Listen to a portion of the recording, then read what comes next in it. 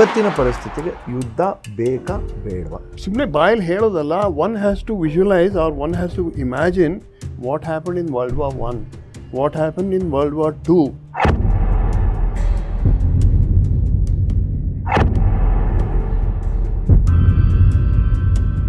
And war is not fought between two group of soldiers or two armies.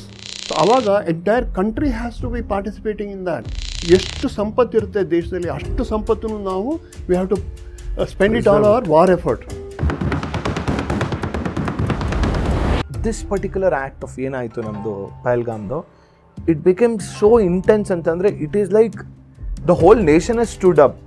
Is this the failure of ರಾ failure ಆಯ್ತಾ? No way, not at all. Hi hello ನಮಸ್ಕಾರ, ನಾನು ಸ್ಟೈಲಲ್ಲಿ ನಮಸ್ಕಾರ ಗುರು, ನಾನೇ Mayura Raghavendra. Welcome to gold class.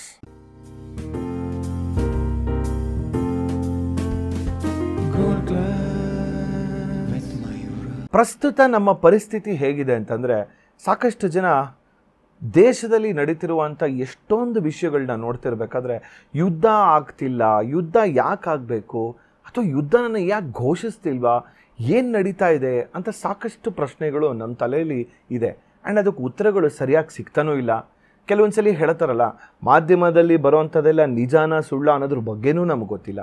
ಈ ಥರ ಎಷ್ಟೊಂದು ಪ್ರಶ್ನೆಗಳು ನಮ್ಮ ತಲೆಯಲ್ಲಿ ಓಡ್ತಿರ್ಬೇಕಾದ್ರೆ ನನಗನ್ಸಿದ್ದೇನು ಅಂತಂದರೆ, ನನಗೆ ಒಂಥರ ಕುತೂಹಲ ಇದೆ, ಆ್ಯಕ್ಚುಲಿ ಏನು ನಡೀತಾ ಇದೆ, ಏನು ನಡಿಬೇಕಾಗಿದೆ, ಅಥವಾ ನಡಿಬೇಕಾಗಿರೋದು ನಡೆದಾದ ಮೇಲೆ ಇದರ ರಿಸಲ್ಟ್ ಏನಿದೆ ಅಂತ ತಿಳ್ಕೊಳ್ಳೋವಂಥ ಎಷ್ಟೊಂದು ಪ್ರಶ್ನೆಗಳಿಗೆ ನನಗೆ ಉತ್ತರ ಇದೆ. ಇವತ್ತು ನನ್ನ ಶೋನಲ್ಲಿ ಫಾರ್ ದ ಸೆಕೆಂಡ್ ಟೈಮ್ ಏನು ಅಂತಂದರೆ, ಮೊನ್ನೆ ರೀಸೆಂಟಾಗೆ ಕ್ಯಾಪ್ಟನ್ ಬಂದಿದ್ದರು ನನ್ನ ಶೋನಲ್ಲಿ. ಇವತ್ತು ನನ್ನ ಶೋನಲ್ಲಿ ಒಬ್ಬರು ಮೇಜರ್ ಬಂದು ನಮ್ಮ ಎಲ್ಲ ಪ್ರಶ್ನೆಗಳಿಗೆ ಉತ್ತರ ಕೊಡೋದಕ್ಕೆ ಇವತ್ತು ರೈಟ್ ಪರ್ಸನ್ ಆಗಿ ಇವತ್ತು ನನ್ನ ಜೊತೆ ಇದ್ದಾರೆ.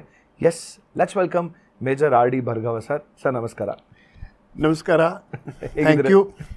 ಹೇಗಿದ್ದೀರಾ ಸರ್? ನಾನು ಚೆನ್ನಾಗಿದ್ದೀನಿ. ಭಾಳ ಸಂತೋಷ ಆಯಿತು ನಿಮ್ಮನ್ನು ಭೇಟಿಯಾಗಿದ್ದು. Thank you sir. ನಿಮಗೆ ಹಾಗೂ ನಿಮ್ಮ ಪ್ರೇಕ್ಷಕ ವರ್ಗ ಹಾಗೂ ವೀಕ್ಷಕರಿಗೆ, ನಿಮ್ಮ ಅಭಿನಂದನಾ ಬಳಗಕ್ಕೆ ನನ್ನ ಅಭಿನಂದನೆಗಳು. Actually, I am very happy that you are doing such a wonderful, great service to the nation and the society in particular, so that people get to know the reality and people understand what is happening around. Correct.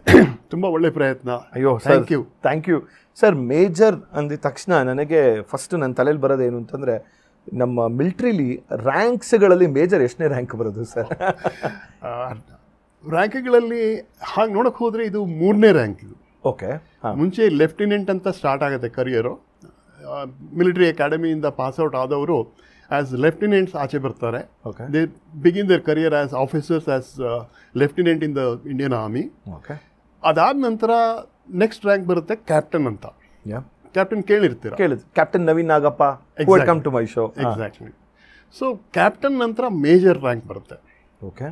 So ಈಗ ಸ್ವಲ್ಪ rank restructuring ಎಲ್ಲ ಆಗಿದೆ, ಹಾಗಾಗಿ ಸ್ವಲ್ಪ differences ಬಂದಿದೆ. ಮುಂಚೆ ನಮ್ಮ ಟೈಮ್ನಲ್ಲಿ ಮೇಜರ್ ಅಂತಂದರೆ it use to be a very very senior rank. Okay. It use to be called as a field officers rank. Field officers rank ಅಂದರೆ ಏನು ಅಂತಂದರೆ, ನಾವು ಫೀಲ್ಡಲ್ಲಿ ಇದ್ದಾಗ in the face of the enemy or in the operational area, disciplinary ಕೇಸಸ್ನ ನಾವೇ ಸ್ವತಃ dispose of ಮಾಡ್ಬೋದಿತ್ತು. ನಮಗೆ ಪವರ್ಸ್ ಇತ್ತು. We could even court martial a soldier. So ಆ ಲೀಗಲ್ ಪವರ್ನ ಒಬ್ಬ ಮೇಜರ್ಗೆ ಅಥಾರಿಟಿ ಇರ್ತಾ ಇತ್ತು. ಸೊ ಹಾಗಾಗಿ ಫೀಲ್ಡ್ ಆಫೀಸರ್ ಅಂದರೆ it had a very big impact. And it use to usually the commanders level ಅಂತ ಅಲ್ಲಿಂದ ಸ್ಟಾರ್ಟ್ ಆಗುತ್ತೆ. ಕಂಪ್ನಿ ಲೆವೆಲ್, ಕಂಪ್ನಿ ಕಮಾಂಡರ್ಸ್ ಅಂತ ಇನ್ಫೆಂಟ್ರಿನಲ್ಲಿ, ಬ್ಯಾಟ್ರಿ ಕಮಾಂಡರ್ ಅಂತ ಆರ್ಟಿಲರಿ, ಸ್ಕ್ವಾಡ್ರನ್ ಕಮಾಂಡರ್ ಅಂತ ಆರ್ಮರ್ಡ್ ಕೋರ್ನಲ್ಲಿ, ಹೀಗೆ. So major. Okay. So in the hierarchy it is the third from the bottom. And fourth is lieutenant colonel. Correct. So ಈಗ ಹಿಂದೆ ನಾವು major ಯಾವ ಒಂದು ಪೊಸಿಷನ್ ಅಥವಾ ಒಂದು ಪೋಸ್ಟ್ನ ಹೋಲ್ಡ್ ಮಾಡ್ತಾ ಇದ್ರು, ರೆಸ್ಪಾನ್ಸಿಬಿಲಿಟಿ ಹೋಲ್ಡ್, ಅದನ್ನು ಈಗ ಲೆಫ್ಟಿನೆಂಟ್ ಕರ್ನಲ್ಸ್ ಹ್ಯಾಂಡಲ್ ಮಾಡ್ತಾರೆ. ಸೊ ಅದರ ನಂತರ ಕರ್ನಲ್. ಕರ್ನಲ್ ಲೆವೆಲ್ ಎಲ್ಲಿಗೆ ಬರ್ತದೆ? ಲೆಫ್ಟಿನೆಂಟ್ ಕರ್ನಲ್ ಅನ್ನೋ ರ್ಯಾಂಕ್ನವರು they become the second in command of a unit. ಬಟಾಲಿಯನ್ನಲ್ಲಿ we call them second in command, in the sense commanding officer the senior most. ಅವ್ರ ನಂತರ ಸೀನಿಯಾರಿಟಿನಲ್ಲಿ ಮತ್ತು ಇದರಲ್ಲಿ ಬರೋದು ಸೆಕೆಂಡ್ ಇನ್ ಕಮಾಂಡ್ ಅಂತ ಹೇಳಿ. ಆ ಸೆಕೆಂಡ್ ಇನ್ ಕಮಾಂಡ್ ಪೊಸಿಷನ್ಗೆ ಲೆಫ್ಟಿನೆಂಟ್ ಕರ್ನಲ್ಸ್ನ ಅಪಾಯಿಂಟ್ ಮಾಡ್ತಾರೆ. ಕೆಲವು ಕಡೆ ಲೆಫ್ಟಿನೆಂಟ್ ಕರ್ನಲ್ಸೇನೆ ಕಮಾಂಡಿಂಗ್ ಆಫೀಸರ್ ಆಗೋ ಸಹ ಕರ್ತವ್ಯ ನಿರ್ವಹಿಸ್ತಾರೆ. ಅದರ ನಂತರ colonel is the commanding officer. Okay. And so ಈ ಕರ್ನಲ್ ರ್ಯಾಂಕಿಂದ ಒಂದು ಬೇರೆ ಒಂದು ಉನ್ನತ ಸೀನಿಯರ್ ಗ್ರೇಡ್ ಸ್ಟಾರ್ಟ್ ಆಗುತ್ತೆ. ಸೊ ನಾವು ರ್ಯಾಂಕ್ ಬ್ಯಾಡ್ಜಸ್ ಎಲ್ಲ ಏನು ಹಾಕ್ಕೊಳ್ತೀವಿ ಅದರಲ್ಲಿ ಚೇಂಜಸ್ ಬರುತ್ತೆ. Okay. Up to lieutenant colonel we were only what is known as collar LOX.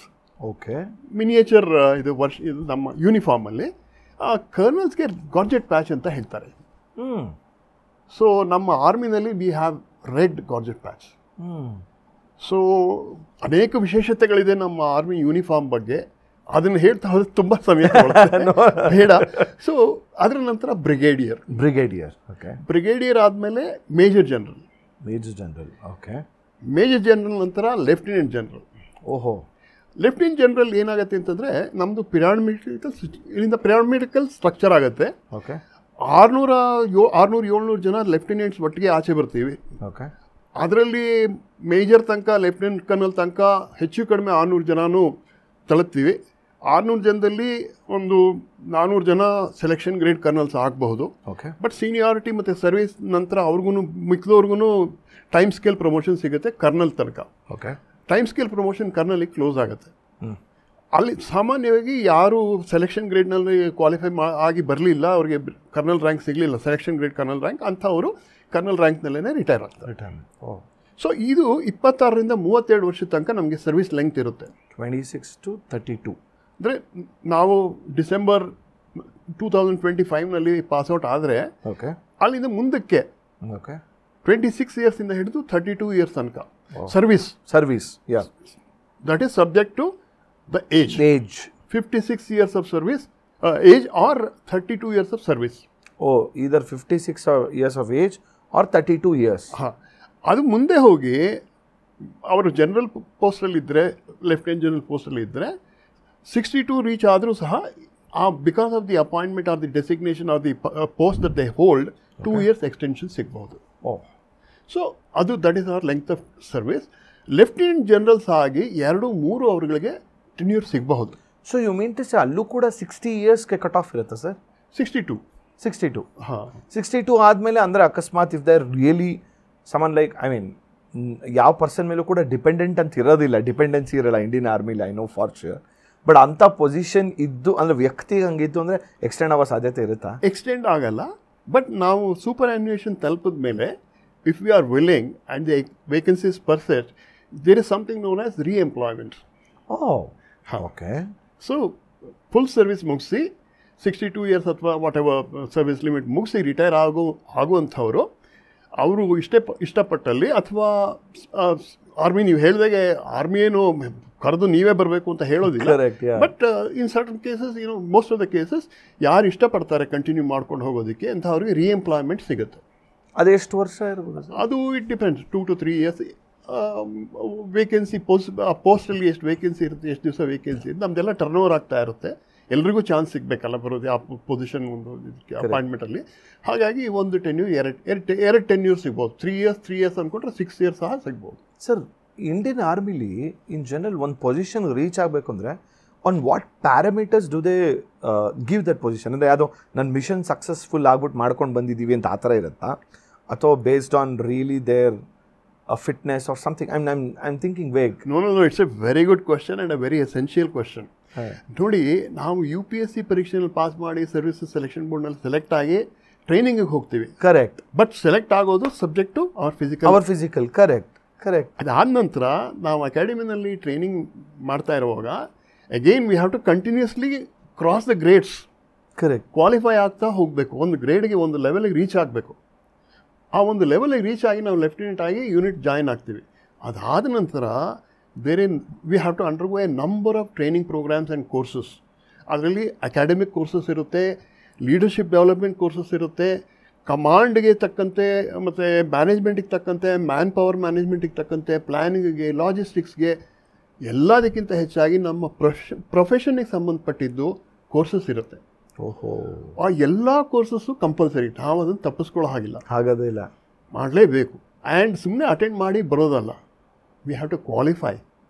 ಹಾಗೆ ಕ್ವಾಲಿಫೈ ಆದಾಗ it is not that everybody who goes there passes out and comes out with flying colours. ಕೆಲವರು fail ಆಗೋ chances ಇರುತ್ತೆ, ಅಂಥವ್ರನ್ನ ಎರಡನೇ ಸಲ ಕಳಿಸೋ chances ಇರುತ್ತೆ. ಸೊ ಪಾಸ್ ಆದಮೇಲೆ ಒಂದು ಮೆರಿಟ್ ಲಿಸ್ಟ್ ಏನು ಬರುತ್ತೆ, ಆ ಮೆರಿಟ್ ಲಿಸ್ಟಲ್ಲಿ ನೋಡಿಕೊಂಡು ಅವರ ನೆಕ್ಸ್ಟ್ ಅಪಾಯಿಂಟ್ಮೆಂಟ್ ಅಥವಾ ನೆಕ್ಸ್ಟ್ ಪೋಸ್ಟಿಂಗ್ ಡಿಪೆಂಡ್ ಆಗುತ್ತೆ. ಸೊ ನಾವು ಒಂದು ಪ್ರೊಫೆಷನಲ್ ಕೋರ್ಸ್ ಅಟೆಂಡ್ ಮಾಡಿದಾಗ I qualify for A staff appointment. Okay. ಒಂದು ಬ್ರಿಗೇಡ್ ಹೆಡ್ ಕ್ವಾರ್ಟರ್ಸಲ್ಲಿ ಒಂದು ಪೊಸಿಷನ್ ಇರುತ್ತೆ, ಆ್ಯಸ್ ಎ ಕ್ಯಾಪ್ಟನ್ ಒಂದು ಸರ್ಟನ್ ರೆಸ್ಪಾನ್ಸಿಬಿಲಿಟಿ. ಆ brigade head it's a committed absolutely. ಆ ಪೋಸ್ಟ್ನ ಮ್ಯಾನ್ ಮಾಡೋದಕ್ಕೆ ಅದಕ್ಕೆ ಸೂಟಬಲ್ ಪರ್ಸನ್ ಯಾರು ಅಂದರೆ ಈ ಪ್ರೀವಿಯಸ್ ಕೋರ್ಸಸಲ್ಲಿ ಯಾರು ಕ್ವಾಲಿಫೈ ಆಗಿರ್ತಾರೆ, ಮೆರಿಟ್ ಲಿಸ್ಟಲ್ಲಿ ಹೈಯರ್ ಪೊಸಿಷನ್ ಇರ್ತಾರೆ, ಅಂಥವ್ರಿಗೆ ಚಾನ್ಸ್ ಸಿಗುತ್ತೆ ಒಂದು. ಓಕೆ. ಇನ್ನೊಂದು ಏನಂತಂದರೆ ಅಪಾರ್ಟ್ ಫ್ರಮ್ ದೀಸ್ ಕೋರ್ಸಸ್ ನಾವು ನಮ್ಮ ರೆಗ್ಯುಲರ್ ಡೈಲಿ ರೂಟೀನ್ ನಾವು ನಡ್ಸ್ಕೊಂಡು ಯೂನಿಟಲ್ಲಿ ಹೋಗ್ತಾ ಇರ್ತೀವಲ್ಲ, ಅದರಲ್ಲಿ our performance is evaluated on a daily basis. On a daily basis. Okay. So at the end of the year, the commanding officer writes a confidential report which is known as annual confidential report. Wow. Sir, but you mean to say, I mean, I'm really sorry to cut you, ನಂಗೆ ಅಲ್ಲೇ ಬಂತು ಅಂತ.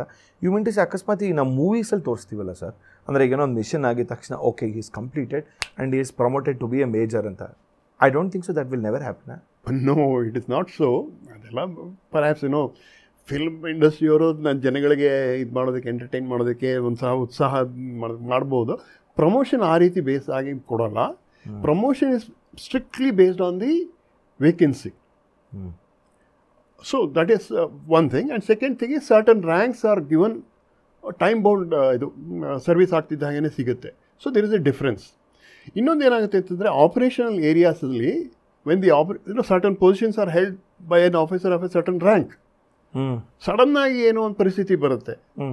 Unfortunate, I was the company commander as a lieutenant kernel and I get injured or I have to I am not in a position to operate and discharge my duties in that position. So ನನ್ನ junior ಇರ್ತಾರಲ್ಲ, ಅವ್ರನ್ನ on the spot promote ಮಾಡಿ ಆ ಪೊಸಿಷನ್ಗೆ ಆ ರೆಸ್ಪಾನ್ಸಿಬಿಲಿಟಿನ hold ಮಾಡೋದಕ್ಕೆ ಕೊಡಬಹುದು. So ಇವರ turn ಯಾವಾಗ ಬರುತ್ತೆ ಪ್ರಮೋಷನ್ಗೆ, ಯಾವ ರೀತಿ ಔಟ್ ಆಫ್ ಟರ್ನ್ ಪ್ರಮೋಷನ್ ಸಿಕ್ಕಿರೋರಿಗೆ ಆ ಟರ್ನ್ ಬಂದಾಗ ಅವರಿಗೆ ಅದನ್ನು ಕಂಟಿನ್ಯೂ ಮಾಡ್ಕೊಂಡು ಹೋಗ್ಬೋದು.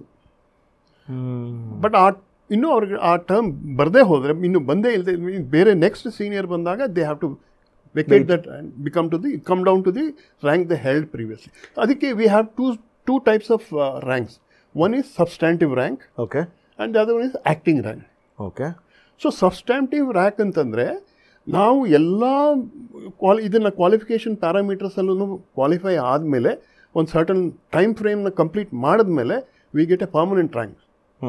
So lieutenant is a permanent rank. And then captain, ಇಲ್ಲಿಂದ ಲೆಫ್ಟಿನೆಂಟ್ ಆಗಿ IMA ಇಂದ ಹೋದರು ಯೂನಿಟಲ್ಲಿ. He join the unit in Siachen glacier. ಅಲ್ಲಿ there are 26 captains authorized for the unit, but there are only 20 captains. Correct. So this boy who joins as a lieutenant, within the period of about 3 months or 4 months, 6 months, he can be given the rank of acting captain. Oh. So he becomes a captain even before completing 4 years of service or 5 years of service, 3 years of service. But then unit ಕೆಳಗಡೆ ಬಂದಾಗ, ಅಂದರೆ ನಾವು regular piece ಸ್ಟೇಷನಿಗೆ ಬಂದಾಗ ಅಲ್ಲಿ 26 captains, 28 captains ಬರಬಹುದು. ಹೊರಗಡೆ ಇದ್ದವರೆಲ್ಲ ಮತ್ತೆ ವಾಪಸ್ ಬರ್ತಾರೆ. ಆವಾಗ if he has not completed all the qualifying parameters, he may have to wait as a lieutenant till that time comes. So you mean to say there might be chances wherein someday ಒಬ್ಬ junior ಆಗಿರಬಹುದು, but eventually ಅವ್ರು ಅಕಸ್ಮಾತ್ ಅಲ್ಲೇ ಅವ್ರು clear ಮಾಡಿಲ್ಲ ಅಂದರೆ he can become a senior ranking to that person also. Is that possibility ಇರುತ್ತಾ? But ಅದು ಆ ಚಾನ್ಸಸ್ ಉಂಟು. Theoretically it is possible. Okay. But usually it does not happen so, for the simple reason that we do not have sufficient number of people. Oh, there yeah, is a shortage. There is a huge shortage. Sir, but I've heard that, I mean, when I interviewed Bhaskar Rao sir, he mentioned it. ಅಂದರೆ ಆರ್ಮಿಗೆ application ಬರೋ ತುಂಬ ಜನ ಬರ್ತಾರೆ, 1000 ಜನ, but select ಆಗೋದು ಮಾತ್ರ very countable, because they will not pass the parameters and they will get into that. Is it ಟ್ರೂನಾ? 100% true. That is the main difference between getting selected for a defense services commissioned officer's post and other central services exam. Wow. So ಈ ಪ್ರಶ್ನೆನ ನೀವು ಸರಿಯಾದ ರೀತಿಯಲ್ಲಿ ಅರ್ಥ ಮಾಡಿಕೊಂಡ್ರೆ, you can place an army officer or defense service officer in comparison with the other central services. It's very unfortunate, Allah sir. It is. It's a pyramidal structure. And secondly, I do not want to say that, there is no such consideration in any other central government services, central services, but this is the service, exclusive service which is based on purely merit and ability. Merit and ability. Wow. Merit idre saldu. Yeah, you have to have the We ability. have to perform. We have to deliver. Simple straight question sir. ತುಂಬ ಜನಗೆ ತಲೆಯಲ್ಲಿರೋದು, ನಿಮ್ಮ ಪ್ರಕಾರ ಇವತ್ತಿನ ಪರಿಸ್ಥಿತಿಗೆ ಯುದ್ಧ ಬೇಕಾ ಬೇಡವಾ? ನೋಡಿ ಮಯೂರ, ನೀವು ಯುದ್ಧ ಅಂತ ಹೇಳ್ತಿದ್ದಾಗಲೇ ಸುಮ್ಮನೆ ಬಾಯಲ್ಲಿ ಹೇಳೋದಲ್ಲ, one has to visualise or one has to imagine what happen in world war I, what happen in world war II, what happened to Japan, what happened to various other countries. First thing. Second thing, it is very unfortunate that people's memory, public memory is very short. Otherwise, people do not remember what graphically as to what happened in 1962, 1965, 1971 and 1999. Adu misery. War is the biggest misery that can happen to the mankind. And war is not fought between two group of soldiers or two armies. It is fought between two countries. So, when there is a war happening, that means one country has gone war against another country, is fighting another country for some reason. So, avaga entire country has to be participating in that. If you remember, you may not remember, I'll tell you, in 1965, I was a student of Pre University and Lal Bahadur Shastri ಅವರು ಒಂದು ಕರೆ ಕೊಟ್ಟರು. ದಯವಿಟ್ಟು ನೀವು ಜೈ ಜವಾನ್ ಜೈ ಕಿಸಾನ್ ಹೇಳಿದ್ರು, ಜೊತೆಗೆ ಒಂದು ಹೊತ್ತಿನ ಊಟದಲ್ಲಿ ಒಂದೇ ಒಂದು ರೊಟ್ಟಿಯನ್ನು ನೀವು ಕಡಿಮೆ ಮಾಡಿ, ಯಾಕೆ ಅಂತಂದರೆ ಅದು ನಮಗೆ ಮುಂದೆ ಬೇಕಾಗತ್ತೆ. ಸೊ ಅದಕ್ಕೆ ಮುಂಚೆ when there was a drive, prime minister's drive, ಯಾಕೆಂದರೆ ಎಷ್ಟು ಸಂಪತ್ತಿರುತ್ತೆ ದೇಶದಲ್ಲಿ, ಅಷ್ಟು ಸಂಪತ್ತನ್ನು ನಾವು we have to spend it on our war effort. ಎಲ್ಲ ಇಂಡಸ್ಟ್ರಿ, ಎಲ್ಲ ಕಂಪ್ನಿಗಳು, ಮ್ಯಾನುಫ್ಯಾಕ್ಚರಿಂಗ್ ಕಂಪ್ನಿಗಳು, ಎಲ್ಲ ಪ್ರಾಡಕ್ಟ್ಸೂ they should be oriented towards helping the war. War demands such a lot of thing. That is one part. Second part is sacrifice. ಎಷ್ಟು ಜನ ತಮ್ಮ ಬಂಧು ಬಳಗದಲ್ಲಿ ತಮ್ಮ ಮಗನ್ನ, ತಮ್ಮನ್ನ, ಅಣ್ಣನ್ನ, ಸದಸ್ಯರನ್ನು ಕಳ್ಕೋಬೇಕಾಗತ್ತೆ. ಕೊಲಾಟ್ರಲ್ ಡ್ಯಾಮೇಜಸ್ ತುಂಬ ಆಗುತ್ತೆ. Exactly, collateral damages. ಆ ಕೊಲಾಟ್ರಲ್ ಡ್ಯಾಮೇಜಸ್ಸಿಂದ ನಾವು ಅದನ್ನು ಚೇತರಿಸ್ಕೊಂಡು ಮತ್ತೆ ನಮ್ಮ ಜೀವನ ಮತ್ತೆ ವಾಪಸ್ ಬರಬೇಕಾದ್ರೆ, ಎದ್ದು ನಿಲ್ಲಬೇಕಾದ್ರೆ, is it an easy task? Japan ಕೈಲಿ ಆಯಿತು, ದೇ ಕುಡ್ ಡೂ ಇಟ್. ನಾವು ಜಪಾನೀಸ್ ಥರ ಇದ್ದೀವ? ನಮ್ಮ ಕೈಲಿ ಅಂಥ ಒಂದು ತ್ಯಾಗ ಸಾಧ್ಯನಾ? ನಮ್ಮ ಕೈಲಿ ಅಷ್ಟೊಂದು ನಾವು ಆ ಮಟ್ಟಕ್ಕೆ ನಿಂತು ನಾವು ನಮ್ಮ ದೇಶನ ಯುದ್ಧಕ್ಕೆ ಪ್ರಚೋದಿಸೋದಕ್ಕೆ ಅಥವಾ ಯುದ್ಧನ ಸಪೋರ್ಟ್ ಮಾಡೋದಕ್ಕೆ ನಮ್ಮ ಕೈಲಿ ಆಗತ್ತಾ? ಯುದ್ಧ ಆದರೆ ಅದ್ರ ಪರಿಣಾಮ ತಡ್ಕೊಳ್ಳೋದಕ್ಕೆ ಈಗಿನ ಪರಿಸ್ಥಿತಿನಲ್ಲಿ ಸಾಧ್ಯನಾ ನಮ್ಮ ಕೈಲಿ? ಅದನ್ನೆಲ್ಲ ಯೋಚನೆ ಮಾಡಿದ್ರೆ ನಿಮ್ಗೇನು ಅನಿಸುತ್ತೆ, ನೀವೇ ಹೇಳಿ. Very scary sir. ಹಾಗಾಗಿ ಯುದ್ಧನೂ ಒಂದು option, but that is the last resort. So ನಮ್ಮ ಪ್ರಧಾನಮಂತ್ರಿಯವರಿಗೆ ಸಾಕಷ್ಟು ಜನ ಎಕ್ಸ್ಪರ್ಟ್ಸ್ ಅಡ್ವೈಸ್ ಕೊಟ್ಟಿದ್ದಾರೆ. ಬಟ್ ಆದರೆ ಅವರು he takes the input from the entire country because he is elected by the country or citizens of our country. But then he takes a decision based on the advice given to him by his team. His team consisting of the cabinet of ministers, various bureaucrats and technocrats, and mainly the defense minister, minister of external affairs and home minister, backed by input given from the chiefs of defense forces. Sir, you mean to say, ಈಗ ನೀವು ಯುದ್ಧ is the last option ಅಂತ ಹೇಳುತ್ತಂದ್ರೆ, what do you think should be the first option? First option is the diplomatic interactions and diplomatic efforts, and also the I don't think so. We are in that mindset ಇದೆ ಅಂತ ಅನ್ಸುತ್ತಲ್ಲ sir ಇವತ್ತು. ಅಂದರೆ looks like, I mean do you look wise ನೋಡಿದಾಗ ನಿಮಗೆ, ಅಂದರೆ I agree to the fact, ಹಿಂದೆ ಈ ಥರದ್ದೆಲ್ಲ ಆಗಿರೋಂಥದ್ದು ಇದೆ ಸಂದರ್ಭಗಳು. ಈಗ ಒಂದು ಪುಲ್ವಾಮಾ ಅಟ್ಯಾಕ್ ಆಗಿರ್ಬೋದು, ಉರಿ ಇದೆಲ್ಲ ಆಗಿದ್ದಾಗ ಆಗಿರೋಂಥದ್ದಿದೆ. ಅದಕ್ಕೆ ಅಲ್ಲಲ್ಲೇ ಇಟ್ಸ್ ಲೈಕ್, ಅಂದರೆ ಆ ಕ್ಷಣಕ್ಕೆ ಎಷ್ಟು ರಿವೆಂಜ್ ತೊಗೋಬೇಕು ಅಥವಾ ಆ ಥರದ್ದು ಓಕೆ ಮಾಡಿಬಿಟ್ಟಿದ್ದೀವಿ ಅಂತ ಅನ್ಬೋದು, ಓಕೆ ಟೇಕನ್ ಅಂತ. But this particular act of ಏನಾಯಿತು ನಮ್ಮದು ಪಹಲ್ಗಾಮ್ದು, ಇಟ್ ಬಿಕೇಮ್ ಸೋ ಇಂಟೆನ್ಸ್ ಅಂತಂದರೆ it is like the whole nation has stood up ಒಂಥರ. ಅಂದರೆ the voice of the nation is like, no matter what, ನಾವು ಹೋಗಿ we need to win against this war ಅನ್ನೋ ಥರ everyone are saying we need war, we need war, we need war. Okay, correct as a common man, lay person, we need war, we need some action, correct decisive action and then some kind of ನಮಗೆ ಒಂದು ಅದಕ್ಕೆ ನಾವು ತಕ್ಕ ಒಂದು ಹಿಂದಿನಲ್ಲಿ ಬದಲಾ ಅಂತ ಏನು correct, S. So ಅದನ್ನು ಮೋದಿಯವರು ಸಾಕಷ್ಟು ಬಾರಿ ಅನೇಕ ಸಂದರ್ಭಗಳಲ್ಲಿ ಹೇಳಿದ್ದಾರೆ. ನಾನು ನಿಮ್ಗೆ ಹೇಳಿದ್ದು ಫಸ್ಟ್ ರೆಸಾರ್ಟ್ ಅಂತಂದರೆ ಇದು ಸಂಧಾನ, ರಾಜಿ ಸೂತ್ರ ಸಂಧಾನ ಮಾತುಕತೆ. ಅದು we have cross that stage. I agree with you that we are not in that stage. ಅದು ಮುಗಿದೋಯ್ತು 1999. ಯಾಕೆಂದ್ರೆ ನಮ್ಮ ಅಟಲ್ ಬಿಹಾರಿ ವಾಜಪೇಯಿ ಅವರು ಅಲ್ಲಿ ಕರೆಕ್ಟ್ ಜನರಲ್ ಪರ್ವೇಜ್ ಮುಷರಫ್ ಅಲ್ಲಿ ನಿಂತ್ಕೊಂಡು ಛೂ ಬಿಡ್ತಾ ಇದ್ದ ತಮ್ಮ ಡಿಫೆನ್ಸ್ ಇದು ಆರ್ಮಿನ. ಸೊ ಅದು ಮುಗಿದೋಗಿದೆ ಈಗ. ಅದು we are not open to that, but we are open to the diplomatic actions, measures, and rightly so, and it has played dividends, rich dividends. ಅದು ಬಹಳ ಜನ ಅರ್ಥ ಮಾಡ್ಕೊಳ್ಳೋದಕ್ಕೆ ಕಷ್ಟಪಡ್ತಾ ಇದ್ದಾರೆ ಅಥವಾ ಅರ್ಥ ಮಾಡ್ಕೊಂಡಿಲ್ಲ. Could you please elaborate sir? Diplomatic actions ನಮ್ಮ ಮೋದಿಯವರು ತಗೊಂಡಿರೋದು. Okay, it has given wonderful results. Okay, first of all ಏನು ಅಂತಂದರೆ ಅವರು he has made a very good image of he has built up the image of India and he has maintained established very good relationship with the entire world, including gulf countries. So ಹಾಗಾಗಿ theoretically ನಮ್ಮ enemies ಅಂತ ನಮ್ಮ ನೇಬರ್ಸ್ನ ಬಿಟ್ಟರೆ ಬೇರೆ ಕೆಲವರಿಗೆ ದೇಶವ್ರಿಗೆ ನಮ್ಮ ಮೇಲೆ ಸ್ವಲ್ಪ ಅಸೂಯೆ ಇರಬಹುದು. ಆದರೆ ನಿಂತು ಕಡ್ದಾಡಿ ಬಡ್ದಾಡುವಂಥ ಶತ್ರುಗಳು ನಮ್ಗೆ ಯಾರು ಇನ್ನೂ ಹುಟ್ಟಿಲ್ಲ. ಆಯಿತಾ? ಸೊ ಈ ಬಡ್ದಾಡೋ ಶತ್ರುಗಳಲ್ಲಿ ಒಬ್ಬರು ಬಹಳ ಕ್ವೆಟ್ಟಾಗಿ ಕೂತಿದ್ದಾರೆ, ಒಳೊಳಗೆ ಏನೇನಾದರೂ ಮಾಡ್ತಾ ಇದ್ದಾರೆ. ಚೈನಾ. Correct sir.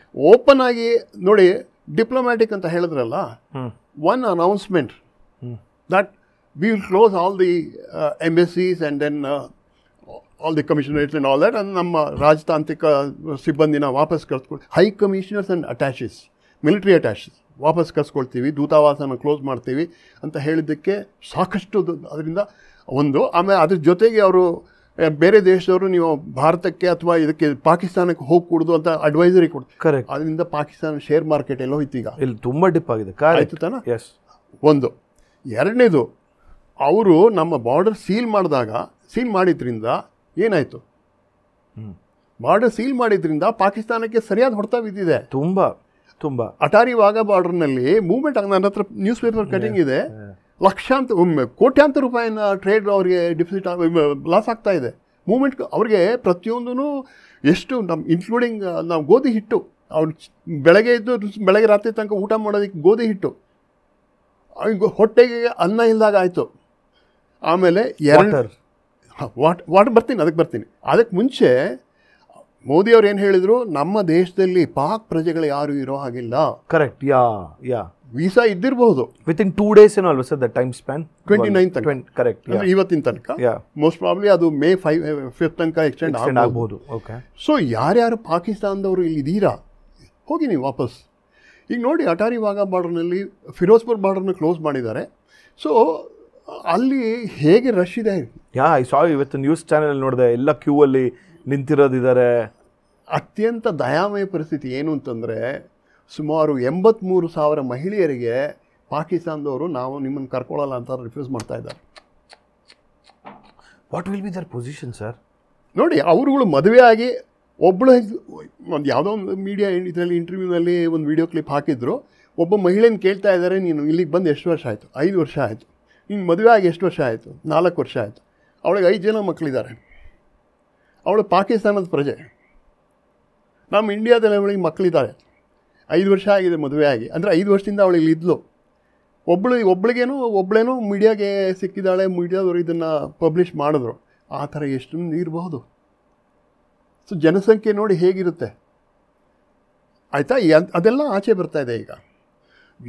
ಅಂದರೆ ಯಾವ ರಾಜ್ಯದಲ್ಲಿ ಎಷ್ಟು ಜನ ಈ ಥರ ಇದ್ದಾರೆ ಅದರ ಎಕ್ಸಾಕ್ಟ್ ನಂಬರು ರಾಜ್ಯದ ಆಡಳಿತ ವ್ಯವಸ್ಥೆಗೆ ಗೊತ್ತಿರುತ್ತೆ, ಅವರ ಪೊಲೀಸ್ ಡಿಪಾರ್ಟ್ಮೆಂಟಿಗೆ ಗೊತ್ತಿರುತ್ತೆ. ಸೊ ಅದೆಲ್ಲ ಈಗ ಆಚೆ ಬರುತ್ತೆ. ಪಂಜಾಬ್ನಲ್ಲಿ ಎಷ್ಟು ಅತ್ಯಧಿಕವಾದ ಸಂಖ್ಯೆ ಪಂಜಾಬ್ನಲ್ಲಿ ಇದೆಯಂತೆ. Absolutely no wonder. ಸೊ ಇಷ್ಟು ದಿವಸ ಅವರೆಲ್ಲ ನಮಗೆ ಸೇರಬೇಕಾದ ನಮ್ಮ ಫೆಸಿಲಿಟಿ, ನಮ್ಮ ಪ್ರಿವಿಲೇಜಸ್, ನಮ್ಮ ರಿಸೋರ್ಸನ್ನ ನಮ್ಮ ಪಾಲಿಂದ ಅವ್ರಿಗೆ ಕೊಡ್ತಾ ಇತ್ತು. Sir, you mean to say ನಾವೀಗ ಇವ್ರಿಗೆ ಹೋಗಿ ಅಂತ ಹೇಳಿದ್ದೀವಿ, ಇವರು ತದ್ವಿರುದ್ಧವಾಗಿ ನಮ್ಮವರು ಕೂಡ ಒಂದು ಸ್ವಲ್ಪ ಅಲ್ಲಿ ಇದ್ದಾರೆ. ಖಂಡಿತ. ಅವ್ರು ನೀವು ಬಿಟ್ರೆ ಮನ್ಸು ಮಾಡಿದ್ರೆ ಗುಂಡಿಟ್ಬಿಡ್ಬೋದಲ್ವ ಸರ್? ಮಾಡ್ಬೋದು, ಬಟ್ ಹಾಗೆ ಮಾಡಿದ್ರೆ ಬೇರೆ ದೇಶದವ್ರು ಸುಮ್ಮನೆ ಇರ್ತಾರ? ನೋಡಿ, again I take you back to our wing commander Abhinandan. Correct. Oh yeah, Abhinandan. ಅದು ಹೇಗಾಗಿತ್ತು ಹೇಳಿ? ಅವ್ರನ್ನ ಅವರು ಕ್ಯಾಪ್ಚರ್ ಮಾಡಿ ಹಿಂಸೆ ಕೊಟ್ಟರು, ಅವ್ರಿಗೆ ಪಾಪ ಚಿತ್ರ ಹಿಂಸೆ ಕೊಟ್ಟಿದ್ದಾರೆ.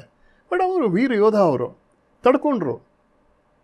ಬಟ್ ಅವರು ಪೂರ್ತಿ ಇದಾಗಿ ಸಿಂಗಲ್ ಇದ್ರ ಪೀಸಲ್ಲಿ ವಾಪಸ್ ಬಂದರೋ ಇಲ್ವೋ? ಹಾಗೆ ಆ ರೀತಿ ಮಾಡೋಕ್ಕೆ ಸಾಧ್ಯ ಇಲ್ಲ. ಅದಕ್ಕೇ ಇವರು ನಮ್ಮ ಬಿ ಎಸ್ ಎಫ್ ಕಾನ್ಸ್ಟೇಬಲ್ ಒಬ್ಬ ದಾರಿ ತಪ್ಪು ಆ ಕಡೆ ಹೋಗಿದ್ದ, ಅವನು ಹಿಡ್ಕೊಂಡು ಕೂತಿದ್ದಾರೆ ನೆಗೋಸಿಯೇಷನ್ ಆಗಲಿ ಅಂತ.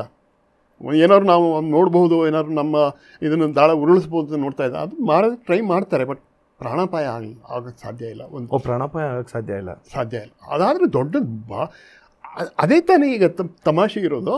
ಆ ರೀತಿ ಅವ್ರು ಇಲ್ಲಿ ಬಂದು ಮಾಡಿದ್ರು, ಅದನ್ನು ಯಾವ ರೀತಿ ಅದನ್ನು ಇತ್ಯರ್ಥ ಮಾಡಬೇಕು ಆಗುತ್ತೆ. ಬಟ್ ಆದರೆ ಅಲ್ಲಿ ನಮ್ಮ ದೇಶದ ಪ್ರಜೆಗಳಿಗೆ ಏನಾದ್ರು ಪ್ರಾಣಾಪಾಯ ಆದರೆ, ಅದು ಅನಾಹುತ ಆದರೆ ನಾವು ಸುಮ್ಮನೆ ಬಿಡೋದಿಲ್ಲ. ನಮ್ಮ ಮೋದಿಯವ್ರು ಹೇಳ್ತಾರಲ್ಲ, घर में घुस के मारेंगे. करेक्ट. जहाँ कहीं भी होगी तुम छुपोगे, हम ढूंढ के निकालेंगे. ಕರೆಕ್ಟ್. ಸೊ ಇನ್ನು I will come back to the diplomatic. ಇದು ಆಯಿತಾ? ಇದು ಎರಡನೇದು. ಮೂರನೇದು, ನಮ್ಮ ಮೋದಿಯವರು ಎಲ್ಲ ಪ್ರಪಂಚದ ಎಲ್ಲ ದೇಶಗಳಿಗೂ ಎಲ್ಲ ನಾಯಕರುಗಳಿಗೂ ನೋಡಿ ಪಾಕಿಸ್ತಾನ ಈ ರೀತಿ ಮಾಡಿದೆ ಅಂತ ಹೇಳ್ತಾ ಇದ್ದಾರೆ. ಹಾಗಾಗಿ almost every country in the world is supporting India and they say yes, what Pakistan has done is very bad, it should not have done that. So ಎಲ್ಲ ಇದು ನಮ್ಮ ಕಡೆ ಇದೆ ತಾನೆ. So this is only A part of the ಇದು. ಆಮೇಲೆ ನೀವು ನೀರಿನ ವಿಷಯ ಹೇಳಿದ್ರಿ, ಹೊಟ್ಟೆಗೆ ಅನ್ನ ಆಯಿತು, ನೀರಿಂದು. ಈಗ I don't know how far the media reports are correct or not. ಯಾಕೆಂತಂದರೆ ಅಫಿಷಿಯಲ್ ಆಗಿ ಅದು ಎಲ್ಲಿ ಕ್ಲೋಸ್ ಮಾಡಿದ್ದಾರೆ, ಎಲ್ಲಿ ಜಾಸ್ತಿ ಬಿಟ್ಟಿದ್ದಾರೆ ಹೇಳೋಕ್ಕೆ ನಮಗೆ ಯಾವ ರೀತಿಯೂ ನಮಗೆ ಸಪೋರ್ಟಿಂಗ್ ಇದಿಲ್ಲ. ಬಟ್ ಒಂದು ವರದಿ ಪ್ರಕಾರ ಸಿಂಧೂ ನದಿ ಕಂಪ್ಲೀಟಾಗಿ ಡ್ರೈ ಆಗಿದೆ. ಸಿಂಧೂ ನದಿಯಿಂದ 85% ಡಿಪೆಂಡೆನ್ಸಿ ಪಾಕಿಸ್ತಾನ್ಗಿದೆ. Whether it is in terms of agriculture, 25% of the GDP share comes from Sindhu water. My God, GDP share? Yes. Okay. And drinking water ಬಿಡಿ, ಅದಲ್ಲದೆ ಪವರ್ ಜನ್ರೇಷನ್. ಬಹಳ ಸ್ವಾರಸ್ಯಕರವಾದ ಸಂಗತಿ ಏನು ಅಂತಂದರೆ, ಕರಾಚಿ ಹಾರ್ಬರ್ನಲ್ಲಿ ಡ್ರಿಂಕಿಂಗ್ ವಾಟರ್ ಇಲ್ಲ. ಸಮುದ್ರದ ಒಳಗಡೆ ಇದ್ದಿದ್ದ ಸಬ್ಮೆರಿನ್ ಎಲ್ಲ ಬಂದು ಕರಾಚಿ ಹಾರ್ಬರ್ನಲ್ಲಿ ಡಾಕ್ ಮಾಡಿವೆ. ಯಾಕೆಂತಂದರೆ they have run out of drinking water. Sir, you mean to say this is actually, it is actually a war ಥರ ಆಗಿದೆ ಇದು? ಅದನ್ನು ಪಾಕಿಸ್ತಾನದವ್ರು ಓಪನ್ ಆಗಿ ಎಕ್ಸ್ಟರ್ನಲ್ ಅಫೇರ್ಸ್ ಮಿನಿಸ್ಟರ್ ಹೇಳಿದ್ರಲ್ಲ, ಈ ನೀರನ್ನ ನಿಲ್ಲಿಸ್ತೀವಿ ಅಂತ ಹೇಳಿ ನಿಲ್ಲಿಸಿ ನಮಗೆ ಹಿ ಹಸ್ ಕಮಿಟೆಡ್ ಆ್ಯಕ್ಟ್ ಆಫ್ ವಾರ್ ಅಂತ ಹೇಳಿದ್ರಲ್ಲ. ಸೊ ನಾವು ಯುದ್ಧ ಮಾಡ್ತಾ ಇಲ್ಲ, ಬಟ್ ನಾವು ಏನು ಆ್ಯಕ್ಷನ್ ತೊಗೊಳ್ತಾ ಇದ್ದೀವಿ ಅದು ಯುದ್ಧದ ಪರಿಣಾಮ ಕೊಡ್ತಾ ಇದೆ.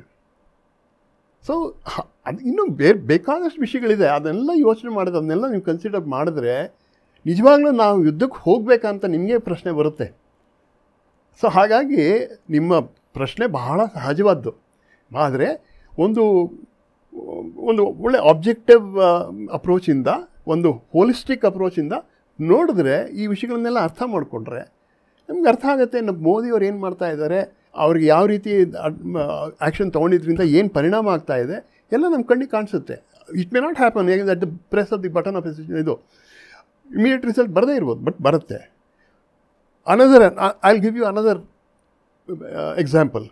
ಇನ್ನೊಂದು ಎಕ್ಸಾಂಪಲ್ ಏನಂತಂದರೆ, ಎಲ್ಲ ಇಟ್ಸ್ ವೆರಿ ಇನ್ಕ್ಲೂಡಿಂಗ್ ನಮ್ಮ ಆ್ಯಕ್ಚುಲಿ ಜನರಲ್ ಶಂಕರ್ ರಾಯ್ ಚೌಧರಿ ಅವರು, ನಾನು IMA-ನಲ್ಲಿ ಜೆಂಟಲ್ಮನ್ ಕೆಡೆಟ್ ಆಗಿದ್ದಾಗ he was the company commander, battalion commander of a neighbouring battalions, Manekshaw battalion ಅಂತಿತ್ತು, ಅದ್ರ ಕಮಾಂಡರ್ ಆಗಿದ್ದರು. ಅವರು ಸಹ ಈಸ್ ಇಟ್ ಇಂಟೆಲಿಜೆನ್ಸ್ ಫೇಲ್ಯೂರ್, ಇದು ದೊಡ್ಡ ಹೆಡ್ಲೈನ್ಸಲ್ಲಿ ಬಂದಿದೆ, ಇಂಟೆಲಿಜೆನ್ಸ್ ಫೇಲ್ಯೂರ್ ಅಂತ ಕೇಳಿ. ಆ ಪ್ರಶ್ನೆ ಕೇಳೋದು ನಾರ್ಮಲ್, ಬಹಳ ಸಹಜ. ಬಟ್ ಆದರೆ what is intelligence and how the intelligence is gathered and who are the agencies which are gathering intelligence and how that intelligence is being made use of and where does the intelligence come from and who is responsible what ಅಂತ ನೀವೆಲ್ಲ ಕ್ವಶನ್ಗಳು ಹಾಕ್ತಾ ಹೋದರೆ ಮ್ಯಾನೇಜ್ಮೆಂಟಲ್ಲಿ ಹೇಳ್ತಾರಲ್ಲ, as why where what and then finally come to how. ಸೊ ಈ ನಿಜವಾಗ್ಲೂ ನೀವೆಲ್ಲ ಕನ್ಸಿಡರ್ ಮಾಡಿದ್ರೆ ಇಂಟೆಲಿಜೆನ್ಸ್ ಫೇಲ್ಯೂರಾ ಅಂತ ನಿಮಗೆ ಡೌಟ್ ಬರುತ್ತೆ. ಯಾಕೆಂದರೆ ಇಂಟೆಲಿಜೆನ್ಸ್ ಫೇಲ್ಯೂರ್ ಅಲ್ಲ ಅಂತಲೂ ಅನಿಸುತ್ತೆ ನನಗೆ. I always felt like, is this the failure of raw failure? No way, not at all. Definitely I admire the work done by the raw people and I really hold them in very high esteem. ಹಾಗೆ ತಂದ್ಬಿಟ್ಟು ನಾವು ಸಿನಿಮಾದಲ್ಲಿ hero worship ಮಾಡ್ತೀವಲ್ಲ, ಆ ಥರ ಅಲ್ಲ, ಸುಮ್ಮನೆ ಬಾಯಿ ಮಾತಿಗೆ ಅಥವಾ ಇದಕ್ಕೆ ಪ್ರಶಂಸೆಗೆ ಹೇಳ್ತಾ ಇಲ್ಲ ನಾನು. They are doing A wonderful job. They have done A wonderful job. Example is ಇವತ್ತಿನ ದಿವಸ ನಮ್ಮಲ್ಲಿ ಇಸ್ರೇಲ್, ಅರ್ಮೇನಿಯಾ, ಇನ್ನೊಂದು 3ನೇ ಕಂಟ್ರಿ ಇದೆ. 3 ದೇ ಹ್ಯಾವ್, ನಾವು ಮೆಡಿಟ್ರೇನಿಯನ್ ಅಲಯನ್ಸ್ ಅಂತ ಇಂಡಿಯಾ ಜೊತೆ ನಾವು 4 ಕಂಟ್ರಿಗಳು ಸೇರಿ ಮಾಡಿದ್ದೀವಿ. ಅದನ್ನು ಈಗ ರೀಸೆಂಟಾಗಿ ಆಗಿದೆ ಅದು. ಮೋದಿ ಅವರು ಅದನ್ನು ಸಕ್ಸಸ್ಫುಲ್ಲಾಗಿ ಮಾಡಿದ್ದಾರೆ. ಆ ಮೆಡಿಟರೇನಿಯನ್ ಅಲಯನ್ಸ್ ಅಂದರೆ ಯಾಕೆ ಅಂತಂದರೆ, ಇಸ್ರೇಲ್ನ ಹಮಾಸ್ ಮೇಲೆ ಧ್ವಂಸ ಮಾಡಿದಾಗ ಹಮಾಸ್ನವರು ತಮ್ಮ ವರ್ಲ್ಡ್ ಸಿಂಪತಿನ ತಂದ್ಕೊಳ್ಬೇಕು ಅಂತ ಎಲ್ಲ ಜಿಹಾದ್ ಇದನ್ನು ಎಲ್ಲ ಕಡೆ ಇಸ್ಲಾಂ ತತ್ವನ ಅದನ್ನು ಸಿಂಪತಿ ಗ್ಯಾದರಿಂಗ್ಗೆ ಸಪೋರ್ಟ್ ತೊಗೊಳೋದಕ್ಕೆ ಹೋಗ್ತಾ ಇದ್ದಾರೆ. And their earliest approach was towards Iran, Turkey and also Pakistan. So Turkey ಅದಕ್ಕೆ ಕುಮ್ಮ ಕೊಡ್ತಾ ಇದೆ. Turkey is now dreaming to become the leader among the Islamic countries and almost the most predominantly country in this part of the world. So Middle Eastಲ್ಲಿ, South Eastಲ್ಲಿ ತನ್ನ prominence ಬರಬೇಕು, ತಮ್ಮ ಹಳೆ Ottoman empire ತರಹ ಮತ್ತೆ ಎಸ್ಟಾಬ್ಲಿಷ್ ಮಾಡಬೇಕು ಅಂತ ಅದು ಪ್ರಯತ್ನ ಪಡ್ತಾ ಇದೆ. So it is supporting Hamas. So ಆ ಹಮಾಸ್ಗೆ ಆ್ಯಂಡ್ ಇರಾನ್, ಈ Saudi Arabia, Bahrain, Kuwait, Qatar ಇಲ್ಲ, correct sir, correct. So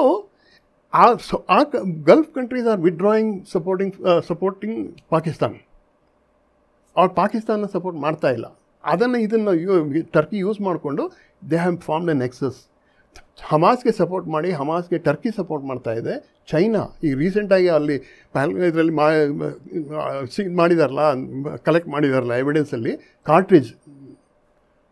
brass cartridge that is made in China. That means ammunition and the pistol has come from China. Then the satellite phones used by them, they are Huawei phones manufactured in China or manufactured by China. My God. So ಇದೆಲ್ಲ ಹೇಗೆ, ಆಮೇಲೆ ಭಾಳ ನಾವು ಕ್ಲಿಯರಾಗಿ ಏನು ಅರ್ಥ ಮಾಡ್ಕೋಬೇಕು ಅಂತಂದರೆ, intelligence gathering it's a very continuous and a long process. ಆಮೇಲೆ ಇಂಟೆಲಿಜೆನ್ಸ್ ನಾವು ಏನು ಗ್ಯಾದರ್ ಮಾಡ್ತೀವಿ ಅದನ್ನು ಯಾರಿಗೆ ಎಷ್ಟೆಷ್ಟು ಮಾತ್ರಕ್ಕೆ ನಾವು ಎಷ್ಟು ಲಿಮಿಟಲ್ಲಿ ಕೊಡಬೇಕು ಆ ಇಂಟೆಲಿಜೆನ್ಸ್ನ ಅಷ್ಟು ಮಾತ್ರ ಶೇರ್ ಮಾಡಲಾಗುತ್ತೆ. ಪಬ್ಲಿಕ್ ಡೊಮೇನಲ್ಲಿ ಯಾರೂ ರಿಲೀಸ್ ಮಾಡಲ್ಲ. ಸೊ ಇವ್ರು ಮೂವ್ಮೆಂಟನ್ನೆಲ್ಲ ಟ್ರ್ಯಾಕ್ ಮಾಡಿದ್ದಾರೆ. Okay. And secondly, how was it establish that these are the people from Hamas and not terrorist from Pakistan ಅಂತ ಹೇಗಾಯಿತು? That's because we had close, ನಮ್ಮ ಇಂಡಿಯಾದಲ್ಲಿ ಇರೋ ರಾಯಭಾರಿ ಡಿಪ್ಲೊಮ್ಯಾಟ್, ಇಸ್ರೇಲಿ ಡಿಪ್ಲೊಮ್ಯಾಟ್, ಅವರು ನಮಗೆ ಇದನ್ನು ಶೇರ್ ಮಾಡಿದ್ರು. why did you share that intelligence with our RA and our intelligence agencies? Because we are working in close coordination. And secondly, ಅಲ್ಲಿ ಏನಾಗುತ್ತೆ ಅಂತಂದರೆ, ಎಷ್ಟೋ ಜನ ಸ್ಟೇಟ್ಮೆಂಟ್ ಕೊಟ್ಟಿದ್ದಾರೆ, ನಾವು ಅಲ್ಲಿ ಸಾಯ್ತಾ ಬಿದ್ದಿದ್ದೀವಿ, ಬ್ಲೀಡ್ ಆಗ್ತಾ ಇದ್ದೀವಿ, ನಮಗೆ ರಿಲೀಫ್ ಬರಲಿಲ್ಲ. ಯಾರು ಸೈನಿಕರು ಬರಲ್ಲ ಅಲ್ಲಿ. ಯಾಕೆಂದರೆ ಸೈನಿಕರು ಇರೋದು ನಿಮ್ಮನ್ನು ಭಾಳ ಶತ್ರು ಹೊರದೇಶದಿಂದ ಬಂದು ಆಕ್ರಮಣ ಮಾಡ್ತಾರೆ. ಆ ಶತ್ರುವಿಂದ ನಿಮ್ಮನ್ನು ಕಾಪಾಡೋದಕ್ಕೆ, ಅಲ್ಲಿ ನಿಮ್ಮನ್ನು ಕಾಪಾಡೋದಕ್ಕೆ ಸ್ಟೇಟ್ ಪೊಲೀಸ್ ಇರುತ್ತೆ, CRPF ಇರುತ್ತೆ. ಆಮೇಲೆ ಅವ್ರುಗಳಿಗೂ ಸಹ ಒಂದು ಪರ್ಟಿಕ್ಯುಲರ್ ಏರಿಯಾದಲ್ಲಿ, ಒಂದು ಪರ್ಟಿಕ್ಯುಲರ್ ಸಿಚುವೇಷನಲ್ಲಿ ಯಾವ ರೀತಿ ಥ್ರೆಟ್ ಇರುತ್ತೆ ಅಂತ ಗೊತ್ತಿರುತ್ತೆ. ಆದರೆ ಅದನ್ನು ಕಂಟ್ರೋಲ್ ಮಾಡೋ ಅಥಾರಿಟೀಸು ಇರ್ತಾರೆ. ಈಗ ನಿಜವಾಗಿ ತನಿಖೆ ಆಗಬೇಕಾಗಿರೋದು ಏನು ಅಂತಂದರೆ, ಇಂಟೆಲಿಜೆನ್ಸ್ ಫೇಲ್ಯೂರಾ ಅಥವಾ ಹ್ಯೂಮನ್ ಫೇಲ್ಯೂರಾ, ಅಡ್ಮಿನಿಸ್ಟ್ರೇಟಿವ್ ಫೇಲ್ಯೂರಾ, ಸೆಕ್ಯೂರಿಟಿ ಯಾಕೆ ಇರಲಿಲ್ಲ ಅಲ್ಲಿ? ಅದು ಹೌದು. ಈಗ ನೀವು ಎಲ್ಲ ಕಡೆಯೂ ನೀವು ಲೈಸೆನ್ಸ್ ಕೊಟ್ಟು, ವೆಂಡರ್ಗೆ ಲೈಸೆನ್ಸ್ ಕೊಟ್ಟು ನೀವು ಅದನ್ನು ಮಾಡೋದಕ್ಕೆ, ಆಪ್ರೇಟ್ ಮಾಡೋದಕ್ಕೆ ಕೊಡ್ತೀರಾ. ಅಲ್ಲಿ ಬೇಕಾದಷ್ಟು ಎಂಟರ್ಟೈನ್ಮೆಂಟು ಇದು ಆ ಜಾಗದಲ್ಲಿ ಯಾರು ಪರ್ಮಿಷನ್ ಕೊಟ್ಟಿದ್ರು, ಯಾರು ಪರ್ಮಿಷನ್ ಕೊಟ್ಟಿದ್ರು ಅವ್ರಿಗೆ? ಒಂದು ಜಿಪ್ಲೈನ್ ಒಂದು example. Zipline correct, because he pushes and he says ಅಲ್ಲೋ, ಅಷ್ಟರಲ್ಲಿ ಎಲ್ಲ ಕಾಣುತ್ತಲ್ಲ. ಪಾಪ ಈ ವಿಕ್ಟಿಮ್ಗೆ ಇವನು ಸೆಲ್ಫಿ ತೊಗೊಳೋದ್ರಲ್ಲಿ ಬ್ಯುಸಿ ಆಗಿದ್ದ. ಅಲ್ಲಿ ಕೆಳಗಡೆ ಏನಾಗ್ತಿದೆ ಅಂತ ಅವನಿಗೆ ಗಮನ ಬರಲಿಲ್ಲ. ಹಿಂದ್ಗಡೆ ಅವನು ಪುಷ್ ಮಾಡೋಕ್ಕೆ ಮುಂಚೆ ಎಲ್ಲ 3 ಸಲ ಹೇಳ್ದ. ಅಷ್ಟೊತ್ತಿಗೆ ಆಗಲೇ 2 ಸಲ ಒಬ್ಬ ಶೂಟ್ ಮಾಡೋನು ಟೆರರಿಸ್ಟ್ ಅಲ್ಲಿ ಕೂತಿದ್ದ, ಮರದ ಮೇಲೆ ಬಚ್ಚಿಟ್ಕೊಂಡಿದ್ದ. ಅದೆಲ್ಲ ಹೇಗಾಯಿತು? ಸೊ ಇದಕ್ಕೆ 100% ಲೋಕಲ್ ಸಪೋರ್ಟ್ ಅಂತಂದರೆ, I do not want to mince my words. Local authorities hand in gloves ಇದ್ದೇ ಇರುತ್ತೆ. Sir, you mean to say, ಹಾಗಾದರೆ ಇವರು ಸುಮಾರು ಜನ ಹೇಳ್ತಿದ್ದಂತಾರೆ, ಓಕೆ ಇಂಟೆಲಿಜೆನ್ಸು ಇವೆಲ್ಲ ಫೇಲ್ಯೂರ್ ಆಗಿಲ್ಲ, ಓಕೆ ಬಿಟ್ಟರೆ ಲೋಕಲ್ ಸಪೋರ್ಟ್ ಇದೆ ಅಂತಂದರೆ, ಸೊ ಲೋಕಲಲ್ಲೇ ಇರೋರಿಗೆ they wanted to what you call invoke religion based war ಬೇಕಾಗಿತ್ತು ಹಾಗಾದರೆ? No, it is not that. Okay, it goes much beyond that. Okay, ಏನು ಅಂತಂದರೆ, ಈಗ ಅಲ್ಲಿ ಲೋಕಲ್ ಪೀಪಲ್, ನೀವು common ordinary labourer who earns living by doing some manual work on a daily basis, ಅವ್ನು ಕೇಳಿದ್ರೆ ಖಂಡಿತ ಒಪ್ಪಲ್ಲ ಅವನು. ಯಾಕೆಂದರೆ ಬೇಡ ಸರ್, ನಮ್ಮ ಹೊಟ್ಟೆ ಮೇಲೆ ಉಳಿದ್ಬೇಡಿ, ಇದು ತಪ್ಪು ಇದು ಅಂತ ಅವ್ನು ಹೇಳಿ ನಿಂತ್ಕೋತಾನೆ. ಬಟ್ ಆದರೆ ದೇರ್ ಆರ್ ವೆಸ್ಟೆಡ್ ಇಂಟ್ರೆಸ್ಟ್. ಅವ್ರದ್ದು ಏನು ಅಂತಂದರೆ ಒಂದು ಕಡೆಯಿಂದ ಪ್ರೊಜೆಕ್ಟ್ ಮಾಡೋದು, ನಮ್ಮ ಕಡೆ ಎಲ್ಲ ಸರಿಯಾಗಿದೆ, ಎಲ್ಲ ಫೆಸಿಲಿಟೀಸ್ ಇದೆ, ಬಂದು ನೀವು ಎಂಜಾಯ್ ಮಾಡಿ, ನಾವು ಹಾಸ್ಪಿಟಾಲಿಟಿ ನಮ್ಗೆ ಕೊಡ್ತೀವಿ, ಫೆಸಿಲಿಟೀಸ್ ಕೊಡ್ತೀವಿ ಅಂತೆಲ್ಲ ಹೇಳ್ತಾರೆ. ಬಟ್ ಆದರೆ ಅದರಿಂದ ಆಗಲೇ ಒಬ್ಬ ಹುರಿಯತ್ ಲೀಡರ್ ಹೇಳಿದ್ದಾರೆ, ಬಂದು ನಿಮ್ಮ ಟೂರಿಸ್ಟ್ ಬಂದು ನಮ್ಮ ಕಲ್ಚರಲ್ ಇನ್ವೆಷನ್ ಆಗ್ತಾ ಇದೆ ನಮ್ಮ ಮೇಲೆ, we don't want it. So please have water. Yeah ethnic cleansing, Hindus ಯಾರು ಇಲ್ಲಿ ಇರಬಾರ್ದು. ಆಮೇಲೆ ಅದು ಟೂರಿಸಮ್ ಅದೆಲ್ಲ ಹೇಗಾಗುತ್ತೆ ಬಿಡುತ್ತೆ ಅದೆಲ್ಲ ಮುಂದಿನ ಮಾತು. ಈಗ ಸದ್ಯಕ್ಕೆ ನಾವು ಬೇಡ ನೀವು. ಆಮೇಲೆ ಇನ್ನೊಂದು ಏನು ಅಂತಂದರೆ, ಇದು ಲಾಸ್ಟ್ ಡಿಚ್ ಅಟೆಂಪ್ಟ್. ಅವರು most probably they have plan for much more bigger and a sinister thing. So ಅವನು ಒಬ್ಬ ಪೋನಿ ಆಪ್ರೇಟರ್ ಅಥವಾ ಅಲ್ಲಿದ್ದು ಸುತ್ತಮುತ್ತ ಅಲ್ಲಿರೋರು, they have spoken in coded words and over phone, plan A तो हुआ नहीं, ಪ್ಲ್ಯಾನ್ ಬಿ ಕರೆಂಗೆ. ಅಂದರೆ plan A was something else bigger, ಅದಾಗಲಿಲ್ಲ, ಪರವಾಗಿಲ್ಲ, ಪ್ಲ್ಯಾನ್ ಬಿ ಮಾಡೋಣ, ಎಷ್ಟು ಜನ ಆಗುತ್ತೋ ಸೊ ಇದೆಲ್ಲ ಭಾಳ ಇದಾಗಿ ಆರ್ಗನೈಸ್ಡ್ ಇದೆ. So which is very clear. ನನ್ನ ಕೋರ್ಸ್ಮೇಟ್, ನನ್ನ ಬ್ಯಾಚ್ಮೇಟು ಜನರಲ್ ಬಿಪಿನ್ ರಾವತ್ ಹೇಳಿದಾಗೆ, ನಾವು we are fighting A war against enemy who is unknown, who is within us. Sir, that is more dangerous ಅನ್ಸಲ್ವಾ? Absolutely, 100% more dangerous. ಇದು ವಿ ಆರ್ ನಾಟ್, ನೋಡಿ ಭಾಳ ಸುಲಭ. Surgical strike ಮಾಡಿಬಿಡಿ, air strike ಮಾಡಿ, ಲಿಮಿಟೆಡ್ ಅಫೆನ್ಸಿವ್ ಮಾಡಿ, ಎಲ್ಲ ಟರ್ಮ್ಸ್ನ ಬೇಕಾದಾಗ ಧಾರಾಳವಾಗಿ ಯೂಸ್ ಮಾಡ್ಬೋದು.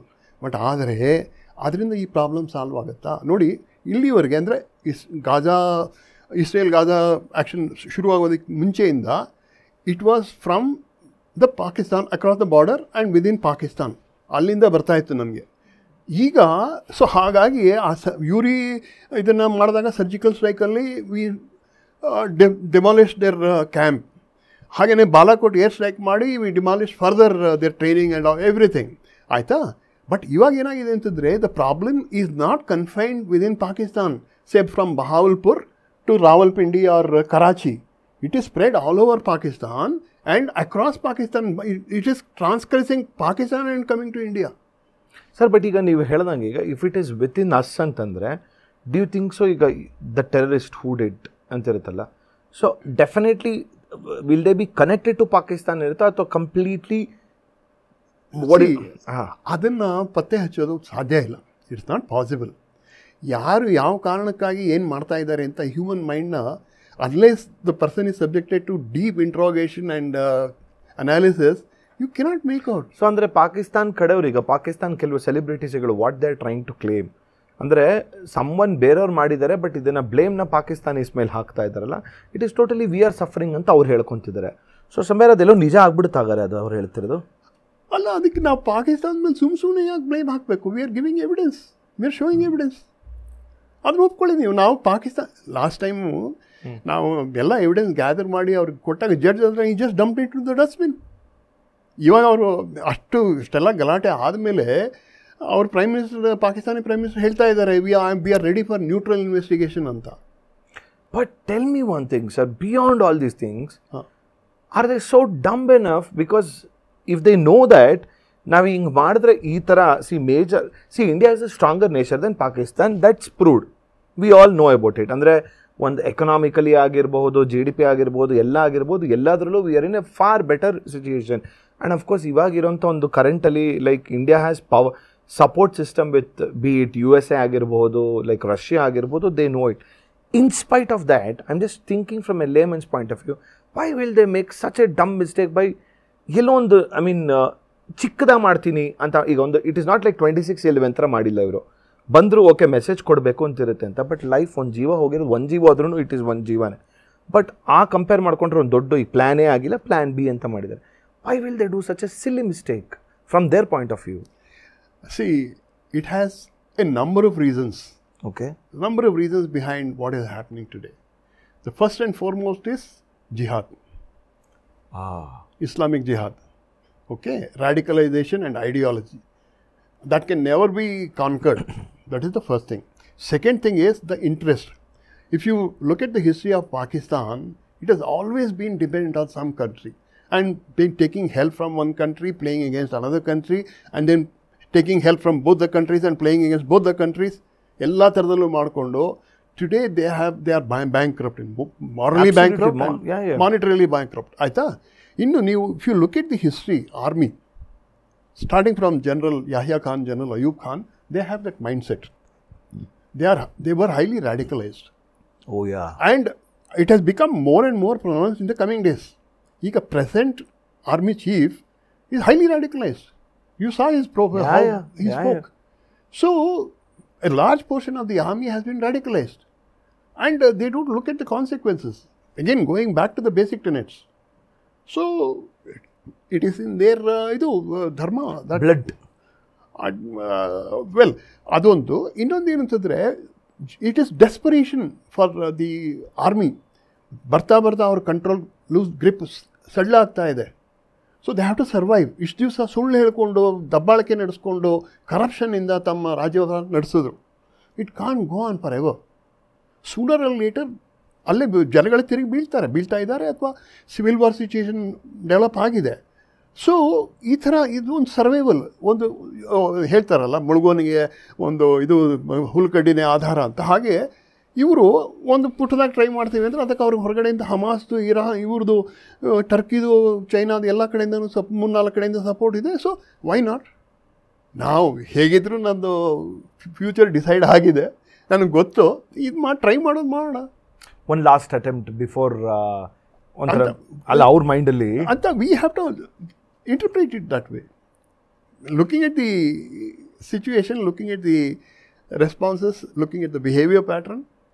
ಇದಕ್ಕೆ ನಾವು do we need special analysis, special interrogation? But ಏನು ಗೊತ್ತಾ ಸರ್, ಅಂದರೆ ಇವರು ಈ ಥರ ಮಾಡಿದಾಗ, ಈಗ ಒಂದು ಪಹಲ್ಗಾಮ್ ಆ್ಯಕ್ಟಿವಿಟಿ ಅಂತ ತೊಗೊಂಡಾಗ ಅದನ್ನು ಅವ್ರು ಏನೇನು ಮಾಡಿದ್ರು ದ ಹೋಲ್ ಟೆರರಿಸ್ಟ್ ಆ್ಯಕ್ಟಲ್ಲಿ, ನನಗೆ ಆಲ್ವೇಸ್ ಒಂದು ಡೌಟ್ ಏನು ಬರುತ್ತೆ ಅಂದರೆ, why did that person gave a message to that ಒಂದು ಹೆಂಗ್ಸ್ಗೆ ಗಂಡ ಸತ್ತಾಗ ನನ್ನನ್ನು ಸಾಯಿಸ್ಬಿಡು ಅಂತ ಕೇಳಿದಾಗ ಮೋದಿಗೆ ಹೋಗಿ ಹೇಳು ಅಂತ ನೀನು ಬಿಟ್ಟಿದ್ದೀನಿ ಅಂತ he says. Yes, I'll answer this question. Very interesting question. Anybody feels this way. ಅದಕ್ಕೆ ಮುಂಚೆ ನಾನು ಇನ್ನೊಂದು ಪಾರ್ಟ್ ಮಿಸ್ ಮಾಡ್ಕೊಂಡಿದ್ದೆ, ಅದು ಕಂಪ್ಲೀಟ್ ಮಾಡ್ತೀನಿ. C, this is one side, one part. Second part is the vested interest, deep state of various countries, and their vested interest. India should not make progress. India should not become a superpower. ಅನ್ನೋದು ಅವ್ರಿಗೂ interest ಇದೆ. Naturally. So that has been added to this. So that complementing this has resulted in all these activities and many other activities. ಇದು ಬಹಳ prominent ಆಗಿ, obvious ಆಗಿ, glaring ಆಗಿ ನಮ್ಮ ಕಣ್ಣಿಗೆ ಕಾಣಿಸ್ತಾ ಇದೆ, ಪ್ರಪಂಚಕ್ಕೆ ಕಾಣಿಸ್ತಾ ಇದೆ. Okay, so coming back to your question, you can have two thoughts in this. ಒಂದು, if you remember what happened in 1989 and 19 Kashmir. Yeah, LOC. All the men folk were driven out. Yep. And they said, you leave your women folk behind. Yeah. And we want them. Yeah. So remember that. Oh. Second aspect. So this is not coming just from Pakistan. Modi ko batao jaake. This is coming, this ನಾನು ಹೇಳಿದ ಎರಡನೇ ನಿಮಗೆ ಈಗ ಹೇಳಿದ್ನಲ್ಲ, it is coming from his masters voice. These are mouth pieces for them. ಅವ್ರ ಪರವಾಗಿ ಇದು ಹೇಳಿರೋದು. ಏನು ಎಷ್ಟು ದಿವಸ ನೀನು ಅಟ್ಟಹಾಸ ಮೆರಿತೀಯಾ, ನೀನು ಎಷ್ಟು ದಿವಸ ನೀನು ಜಾಸ್ತಿ ಪವರ್ಫುಲ್ ಅಂತ ಅನ್ಕೋತೀಯಾ ಅಂತ ಅವ್ರಿಗೆ ನಾವು ನೋಡಿ ಏನು ಮಾಡ್ತೀವಿ, ಏನು ಮಾಡಬಲ್ವು ಅಂತ ತಿಳ್ಕೊ ಅಂತ sending message. So you mean to say, sometimes I feel like ನೀವು ಹೇಳ್ದಂಗೆ ಇಂಟರ್ನಲಿ ನಮ್ಮೊಳಗಡೆ ಶತ್ರು ಇದ್ದಾರೆ ಅಂತಂದರೆ it can be message from them also ಅಲ್ವಾ ಸರ್? ನೋಡಿ Mayura, I do not want to make any comment on our own people. ಯಾಕೆ ಅಂತಂದರೆ they are all part of our society. ಯಾರ ಮನಸ್ಸಲ್ಲಿ ಏನಿದೆ ಅಂತ unless it manifest. Correct, you are right. Proven ಅಲ್ಲ, it should manifest. ನಮಗೆ I myself personally I have very good relationship with various people who are very nice, who are very sophisticated, who are highly and not educated and sophisticated, also good people. So avarella ಒಳ್ಳೆಯವರು, they are all good citizens. Because of their compulsions, they may not express their patriotism or their loyalty openly like we do. ಹಾಗಾಗಿ ನಾವು ಸುಮ್ಮನೆ point out ಮಾಡಿ bait ತೋರಿಸೋದು ಎಷ್ಟು ಮಟ್ಟಿಗೆ ಸರಿ. ಅದು ಇನ್ನೊಂದು ಏನು ಗೊತ್ತಾ, ಇನ್ನೊಂದು ಬೆನಿಫಿಟ್ ಆಫ್ ಡೌಟ್ ಏನು ಕೊಡ್ಬೋದು ಅಂತಂದರೆ, ನಾನು ನಿಮ್ಗೆ ಹೇಳಿದ್ನಲ್ಲ, ಒಂದು ಎಕ್ಸಾಂಪಲ್ ಕೊಟ್ಟನಲ್ಲ, ಬಾರ್ಡ್ರಲ್ಲಾಗಿದ್ದು ಒಬ್ಬ ಹೆಂಗಸು 5 ವರ್ಷದಿಂದ, ಕರೆಕ್ಟ್. ಆ ಥರ ಸಾವಿರಾರು ಜನ, ಲಕ್ಷಾಂತರ ಜನ ಸೇರ್ಕೊಂಡಿದ್ದಾರೆ ನಮ್ಮ ದೇಶದಲ್ಲಿ. ನಮ್ಮ ಬೆಂಗಳೂರಲ್ಲಿ ರೋಹಿಂಗ್ಯಾ ಮುಸ್ಲಿಮ್ಸ್ ನೀವು ಯಾವ ಹೆಲ್ಪ್ ಬೇಕಾಗಿಲ್ಲ, ನೀವು ಸುಮ್ಮನೆ ಒಂದು 2 ವೀಲರ್ ತೊಗೊಂಡು ಹೊರಡಿ, go all around Bangalore, there are minimum 10 to 15 settlements. ಅದೆಲ್ಲ ಯಾವ ಥರ ಸ್ಲಮ್ಸ್ ಇದ್ದ ಹಾಗೆ ಈ ಚಿಂದಿ ಪೇಪರ್, ವೇಸ್ಟ್ ಪೇಪರ್ ಆಯ್ತು, ಇದನ್ನು ಕಸ ಹೆಕ್ತಾರಲ್ಲ ಅಂಥವ್ರ ಕಾಲೋನಿ ಇದೆ. ಅವರು they have device their own transport system, and they have most of them have got voter ID, Aadhaar card, they have this TV connection. But how will they get Aadhaar cards? It's all going to be fake. ಹೇಗಾಯ್ತು ಹೇಳಿದ್ದೀವಿ ಹೇಳಿ, local support. ಅಲ್ಲಿ ಜಮ್ಮು ಕಾಶ್ಮೀರದಲ್ಲಿ ನಾವು local support ಅಂತ Muslim ಮೇಲೆ ನಾವು point ತೋರಿಸ್ತೀವಿ, ವಿ ಪಾಯಿಂಟ್ ಔಟ್. ಇಲ್ಲಿ ಬೇರೆ ಕಡೆ naturally West Bengal naturally. And supreme court ruling ಕೊಡ್ತು, ಅವ್ರಿಗೆ ಅವ್ರ ಮಕ್ಕಳಿಗೆ ವಿದ್ಯಾಭ್ಯಾಸದ ಜವಾಬ್ದಾರಿ ನೀವು ಸೆಂಟ್ರಲ್ ಗೌರ್ಮೆಂಟ್ ತೊಗೋಬೇಕು, ಗೌರ್ಮೆಂಟ್ ತೊಗೋಬೇಕು.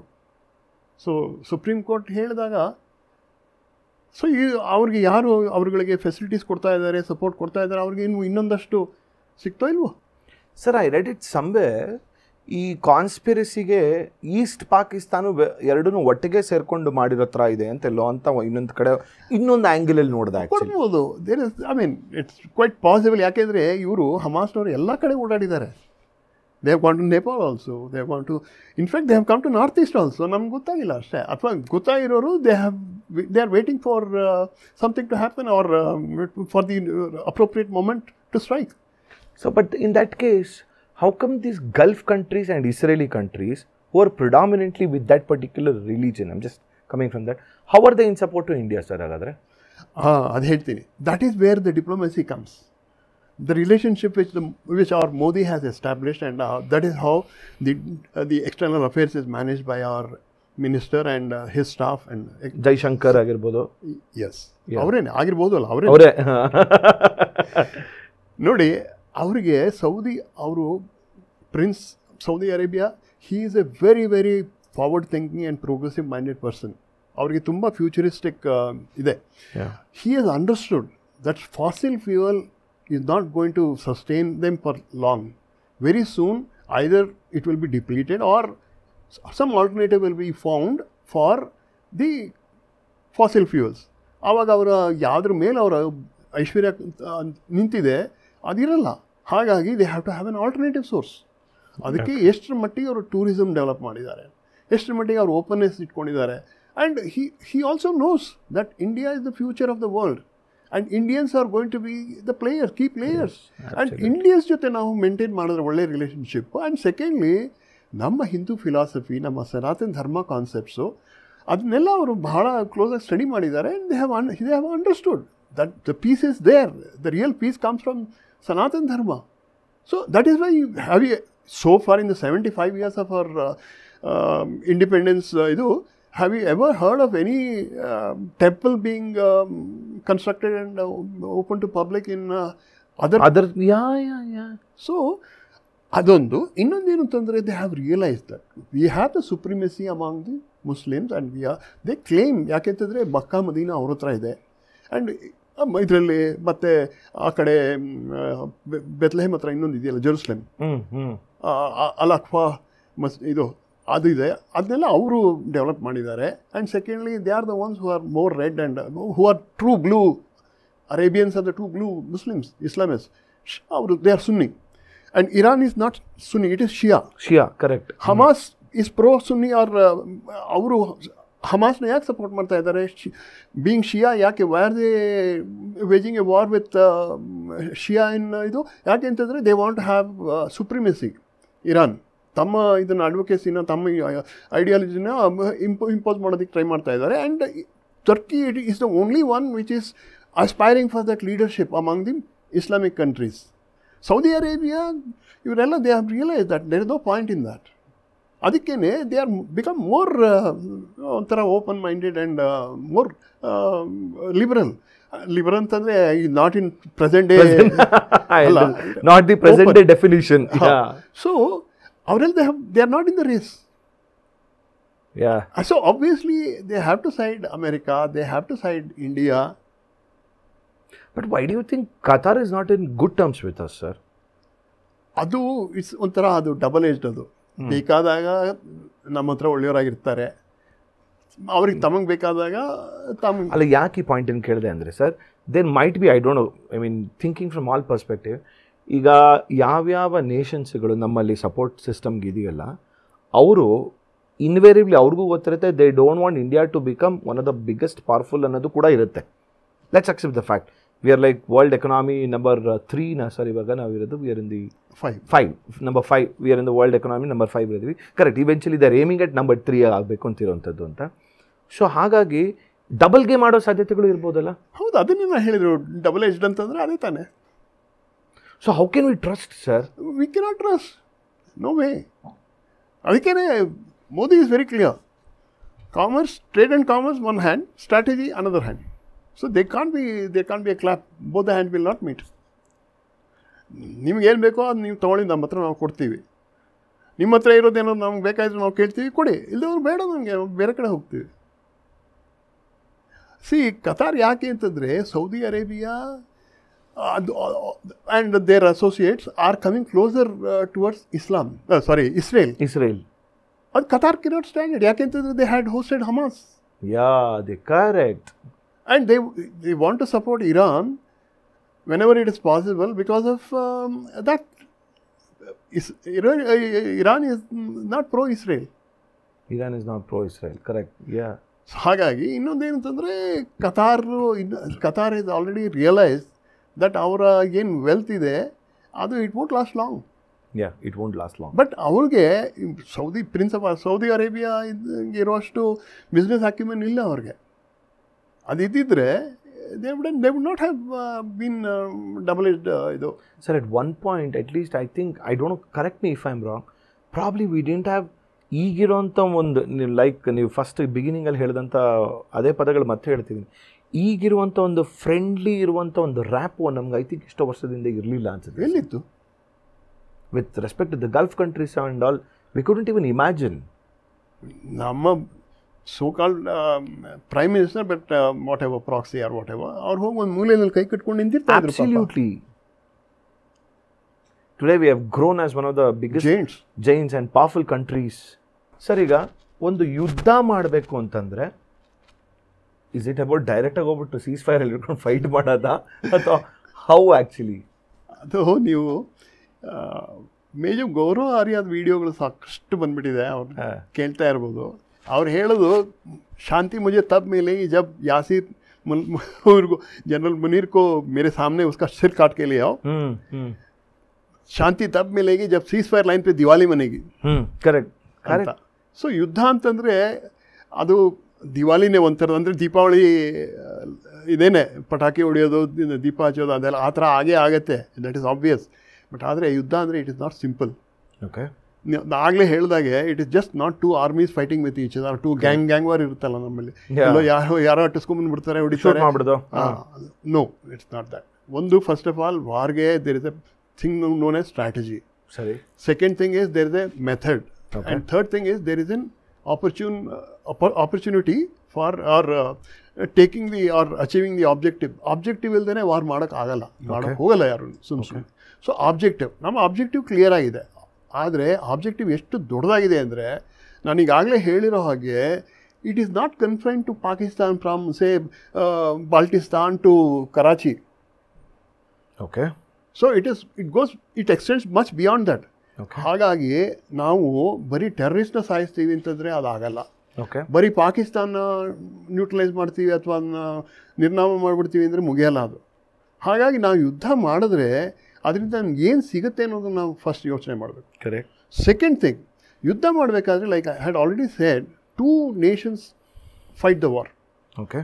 ಸೊ ಆ ವಾರ್ಗೆ ಪ್ರಿಪರೇಷನ್ ಹೇಗೆ ಅಂತಂದರೆ, it doesn't happen overnight. Okay. If you recall what happened in 1971, okay, yeah, as early as in the month of April, May, then Prime Minister Indira Gandhi had summoned then General Manik Shah and asked him, correct, I want you to take military action immediately in the eastern sector.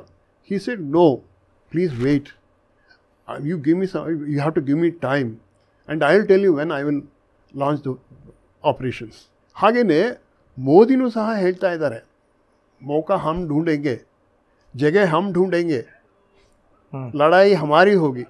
ಅಂದರೆ art of ವಾರಲ್ಲಿ Sun Tzu Chinese philosopher had said so many years ago that you should know the enemy. Second, you should fight the war, the battlefield chosen by you, the time chosen by you, or the opportune moment chosen by you. ಆ ಥರ ಒಂದಷ್ಟು ಕನ್ಸಿಡ್ರೇಷನ್ಸ್ ಇರುತ್ತೆ. ಅದು ಮಾಡದೆ ಹೋದರೆ ನಾವು ಯುದ್ಧ ಮಾಡೋಕ್ಕಾಗಲ್ಲ, ಯುದ್ಧ ಮಾಡಿದ್ರೆ ನಾವು ಸೋತೋಗ್ತೀವಿ. Second thing. Third thing, all said and done, ಎಲ್ಲ ಆಪ್ಷನ್ಸು ಮುಗಿದೋಯ್ತು, last resort is the war ಮಾಡಲೇಬೇಕು ಅಂದಾಗ ನಾವು ಹೇಗೆ ವಾರ್ ಶುರುವಾಗುತ್ತೆ ಅಂತಂದರೆ ಈಗಾಗಲೇ ವಾರ್ ಆ್ಯಕ್ಟಿವಿಟಿ ಸ್ಟಾರ್ಟ್ ಆಗಿಬಿಟ್ಟಿದೆ. ಕರೆಕ್ಟ್, ಲೈಕ್ ಯು ಮೆನ್ಷನ್ಡ್ ಇಟ್, ಒಂದೊಂದಾಗಿ ನಾವೇನೇನು ಮಾಡ್ತಾ ಇದ್ದೀವಿ ಬೈ ಡಿಸ್ಕನೆಕ್ಟಿಂಗ್ ದಟ್ ಒನ್, ಈ ಥರದ್ದು ಮಾಡ್ತೀವಿ ಅಂತ the war has been. Air activity increases. Air activity ಅಂದರೆ ನಾಟ್ ಕಮರ್ಷಿಯಲ್ ಫ್ಲೈಟ್ಸ್. ಕಮರ್ಷಿಯಲ್ ಸ್ಪೇಸ್ನ ಆಗಲೇ ಕ್ಲೋಸ್ ಮಾಡಿದೆ ಎರಡು both the Nations. So that it self is an act, ಇದು ಒಂಥರ indication of war time situation. Air time activity in terms of aircraft by the air force. Patrolling ಶುರುವಾಗುತ್ತೆ. ಆಮೇಲೆ photography ಅಥವಾ picture ಇದು ಮಾಡೋದು, army outside the border, other side of the border ಏನು activity ನಡೀತಾ ಅದನ್ನು ವಿ ರೆಕಾರ್ಡ್. ಅದರಿಂದ ನಾವು ನಮ್ಮ ಪೊಸಿಷನಿಂಗ್ ಆಗುತ್ತೆ, ಚೆಸ್ ಬೋರ್ಡಲ್ಲಿ ಹೇಗೆ ನಾವು ಪ್ಲೇಸ್ ಮಾಡ್ಕೋತೀವಿ ಹಾಗೆ ನಮ್ಮ ಪೊಸಿಷನಿಂಗ್ ಆಗುತ್ತೆ. ಅದು ಸ್ಟ್ರಾಟಜಿ ಫಾರ್ಮ್ ಆಗುತ್ತೆ, ವಾರ್ ಸ್ಟ್ರಾಟಜಿ ಫಾರ್ಮ್ ಆಗುತ್ತೆ. ಅದಾದಮೇಲೆ various elements of war, infantry, armoured corps, artillery, they are the main 3 key players of the war. ಅವರುಗಳನ್ನು ಯಾವ್ಯಾವ ಜಾಗದಲ್ಲಿ ಡಿಪ್ಲಾಯ್ ಮಾಡಬೇಕು, ಓಕೆ, ಅವರುಗಳಿಗೆ ಸೆಕೆಂಡ್ ಬಿ ಎಚ್-ಲಾನ್ ಅಂತೀವಿ ನಾವು. ಬಿ ಎಚ್-ಲಾನ್ನಲ್ಲಿ ಅವರಿಗೆ ಸಪೋರ್ಟಿಂಗ್ ಎಲಿಮೆಂಟ್ಸ್ ಇರುತ್ತವೆ. ಫಾರ್ ಎಕ್ಸಾಂಪಲ್ ಕಮ್ಯುನಿಕೇಷನ್ಗೆ ಸಿಗ್ನಲ್ಸ್ ಇರುತ್ತೆ. ಹಾಗೆಯೇ ನಮ್ಮ ಬೇರೆ ಟ್ರಾನ್ಸ್ಪೋರ್ಟೇಷನ್ನು ಮತ್ತು ನಮ್ಮ ಟೆಕ್ನಿಕ್ ಕಮ್ಯುನಿಕೇಷನ್ ಸಿಗ್ನಲ್ಸ್ ಆದರೆ ನಮ್ಮ ಪ್ಯಾಸೇಜ್ಗೆ, ಡ್ರಿಂಕಿಂಗ್ ವಾಟರ್ಗೆ, ಮತ್ತು ಆಬ್ಸ್ಟಿಕಲ್ ಹಾಕೋದಕ್ಕೆ, ಆಬ್ಸ್ಟಿಕಲ್ ತೆಗೆಯೋದಕ್ಕೆ ಕೋರ್ ಆಫ್ ಎಂಜಿನಿಯರ್ಸ್ ಇರುತ್ತೆ. ಹಾಗೆಯೇ ನಮ್ಗೆ ಬೇಕಾದ ಮದ್ದು ಗುಂಡು ಶಸ್ತ್ರಾಸ್ತ್ರ ತಂದುಕೊಡೋದಕ್ಕೆ ಆರ್ಡಿನೆನ್ಸ್ ಕೋರ್ ಇರುತ್ತೆ. ನಮ್ಗೆ ಬೇಕಾದ ಪೆಟ್ರೋಲ್, ಡೀಸೆಲ್, ರಾಷನ್ ಇದನ್ನು ಸಪ್ಲೈ ಮಾಡೋದಕ್ಕೆ ಆರ್ಮಿ ಸರ್ವಿಸ್ ಕೋರ್ ಇರುತ್ತೆ, AC ಇರುತ್ತೆ. ಸೊ ಇವೆಲ್ಲ ಎಲಿಮೆಂಟ್ಸೂ ಯಾವ ಜಾಗದಿಂದ ಆಪ್ರೇಟ್ ಮಾಡಬೇಕು ಅಲ್ಲಿಗೆ ತಲುಪಬೇಕು. They are all scattered all over the country. As you know, we have different commands and different commands have different jurisdictions and different jurisdictions have different demands of the terrain, of the enemy deployment, enemy pattern. ಅದಕ್ಕೆ ತಕ್ಕಂತೆ ನಾವು deploy ಮಾಡ್ಕೋಬೇಕು. ಯಾರ್ಯಾರು ಎಲ್ಲೆಲ್ಲಿ ಇದ್ದಾರೋ ಅದನ್ನೆಲ್ಲ ಕರೆಸಿ first we call it staging area ಅಥವಾ ಸ್ಟೇಜಿಂಗ್ ಕ್ಯಾಂಪ್. ಅಲ್ಲಿಗೆ ಬರ್ತಾರೆ. ಅಲ್ಲಿಗೆ ಬಂದ ಮೇಲೆ ಸ್ಟೇಜಿಂಗ್ ಏರಿಯಾ ಅಂದರೆ they move towards forward assembly area and concentration area. ಹೀಗೆ ಸ್ಟೇಜಸ್ ಎಲ್ಲ ಆಗುತ್ತೆ.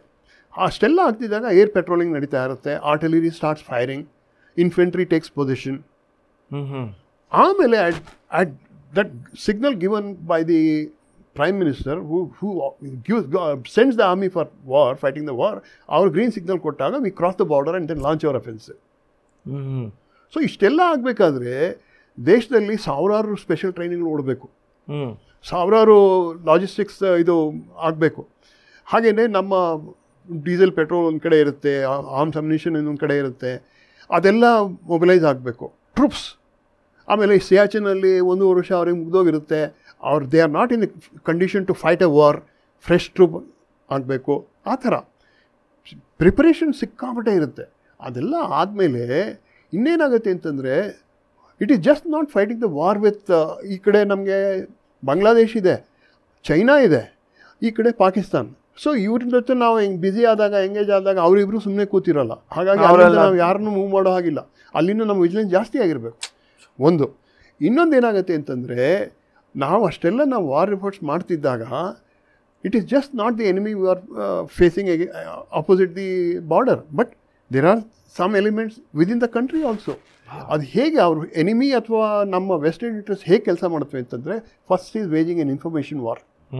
ಸುಳ್ಳು ಉಪಕಾರ ಹಬ್ಸೋದು, ರೂಮರ್ಸ್ ಹಬ್ಸೋದು, ತಪ್ಪು ಮಾಹಿತಿ ಕೊಡೋದು, ಆಮೇಲೆ ಡಿಮೋಟಿವೇಟಿಂಗ್ ಒಂಥರ ಡಿಮಾರಲೈಸಿಂಗ್ ನ್ಯೂಸ್ ಸ್ಪ್ರೆಡ್ ಮಾಡೋದು, ಕನ್ಫ್ಯೂಷನ್ ಕ್ರಿಯೇಟ್ ಮಾಡೋದು, ಅದೆಲ್ಲ just to create anarchy and then restlessness and then disturbing the peace and internal security.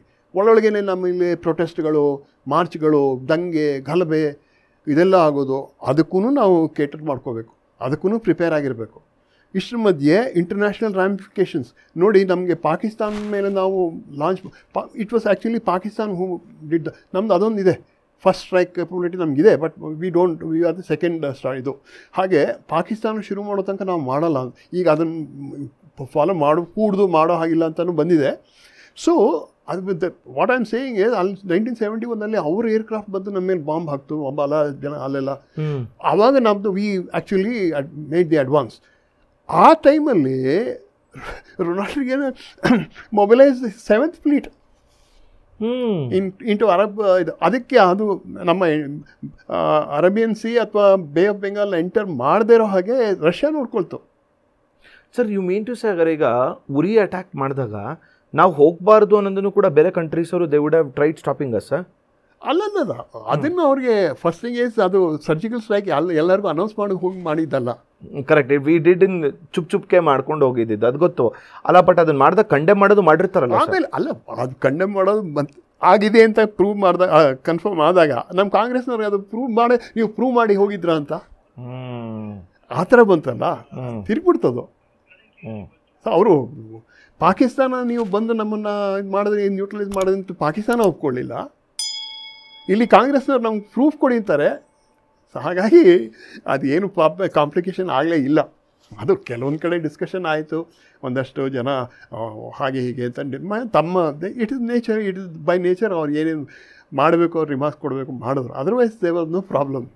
ಅದೇ ಥರ ಇದಾದಾಗ ಬಾಲಾಕೋಟ್ ಏರ್ ಸ್ಟ್ರೈಕ್ ಆದಾಗ ಕರೆಕ್ಟ್ ಒಂದೆರಡು ಗುಡಿಸಲು ಸುಟ್ಟೋಗಿದ್ದಾವೆ, ಮತ್ತು ಎಲ್ಲ ಒಂದೆರಡು ಪೊದೆಗಳು ಗಿಡಗಳು ಮರಗಳು ಸುಟ್ಟೋಯ್ತು. ಅದು ಬಿಟ್ಟರೆ ಇನ್ನೇನಿಲ್ಲ. ಇವ್ರು ಏನು ಸುಮ್ಮನೆ ಹೋಗಿ ಪಟಾಕಿ ಹೊಡೆದು ಬಂದರು ಅನ್ನೋ ಥರ ಮಾಡಿದ್ರಲ್ವ Pakistan. So you mean to say time and again whenever we do this strike they will not claim that it has happened.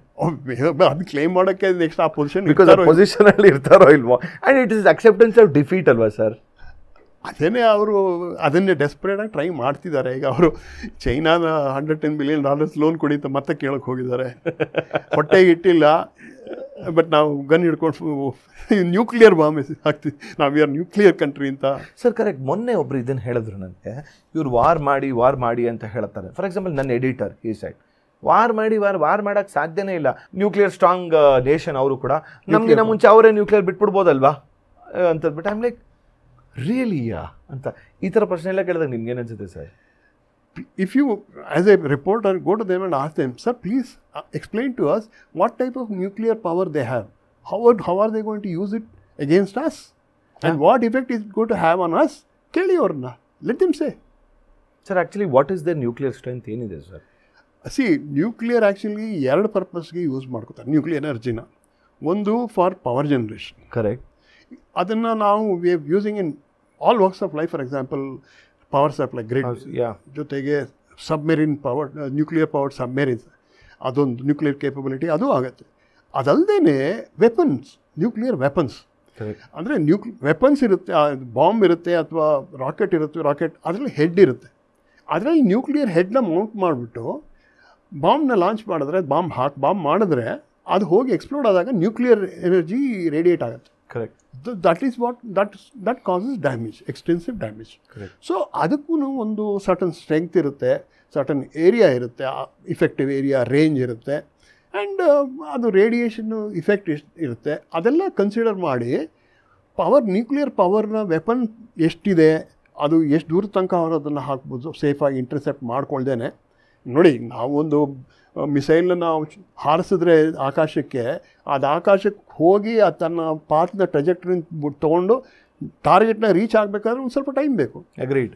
ಅದು ಆಕಾಶದಲ್ಲಿ ಇರೋವಾಗಲೇ ಅದು ನೀವು ಶೂಟ್ ಮಾಡಿದ್ರೆ ಅದು ಅಲ್ಲೇ ಬರ್ಸ್ಟ್ ಆಗಿಬಿಡುತ್ತೆ. ಅಗ್ರೀಡ್. ಅದಕ್ಕೆ ಕೌಂಟರಾಗಿ ನಿಮ್ಮ ಹತ್ರ ಏನಾದರೂ ಮೆಷರ್ ಇದೆಯಾ? ನ್ಯೂಕ್ಲಿಯರ್ ಬಾಂಬ್ ಇದೆ ನನ್ನ ಹತ್ರ ಅಂತ ಹೇಳ್ಕೊಳ್ಳೋದು ಸುಲಭ. ಆ ನ್ಯೂಕ್ಲಿಯರ್ ನಾನು ಬಾಂಬ್ ಹಾಕ್ತೀನಿ ಅಂತಲೂ ಹೇಳ್ಬೋದು. ಆದರೆ ಹೇಗೆ ಹಾಕ್ತೀಯಾ, ಎಲ್ಲಿ ಹಾಕ್ತೀಯಾ, ಯಾರ ಮೇಲೆ ಹಾಕ್ತೀಯಾ, ಅದು ಹಾಕಿದಾಗ ಅದನ್ನು ಇನ್ನೊಬ್ರು ಬಂದು ಅಲ್ಲ ಇನ್ನೊಂದು ಮಹಾಭಾರತದ್ದು ಇದರಲ್ಲಿ ಸೀರಿಯಲಲ್ಲಿ ತೋರಣಗಳಲ್ಲಿ ಬಂದು ಹಾಗಾಗತ್ತೆ. ಈಗ present it is possible. So ಅದನ್ನು ಕೌಂಟರ್ ಮಾಡೋದು ನಿಮ್ಮ ಹತ್ರ, ಅದನ್ನು ಮತ್ತೆ ಡೈವರ್ಟ್ ಮಾಡಿ ಅದನ್ನು ಬಂದಿರೋ ಆಪೋಸಿಷನ್ ಇದನ್ನು ಕೌಂಟರ್ ಮಾಡಿ ಇದನ್ನು ತನ್ನ ಡೈರೆಕ್ಷನ್ಗೆ ಮತ್ತೆ ಬೇರೆ ಡೈರೆಕ್ಷನ್ ಟಾರ್ಗೆಟ್ಗೆ ಹೋಗಿ ಮಾಡೋಕ್ಕೆ ಇದೆಯಾ ನಿನ್ನ ಹತ್ರ? ಅದೆಲ್ಲ do they answer those questions? ಅದು ಹೇಳಿದವರು Pakistan is a nuclear country ಅಂತ, can they answer all these questions? Definitely. ಅದೆಯಾ ಅಥವಾ ಇದೆಯಾ ಅವ್ರ ಹತ್ರ answer? But they on the question. Sir ಅದೇ ಹಾಗಾಗಿ It is up to your discretion whether you want to answer that question or whether you want to give any importance to that question or just ignore. But are they really strong in terms of their nuclear energy? ಅದು it is a kind of risk.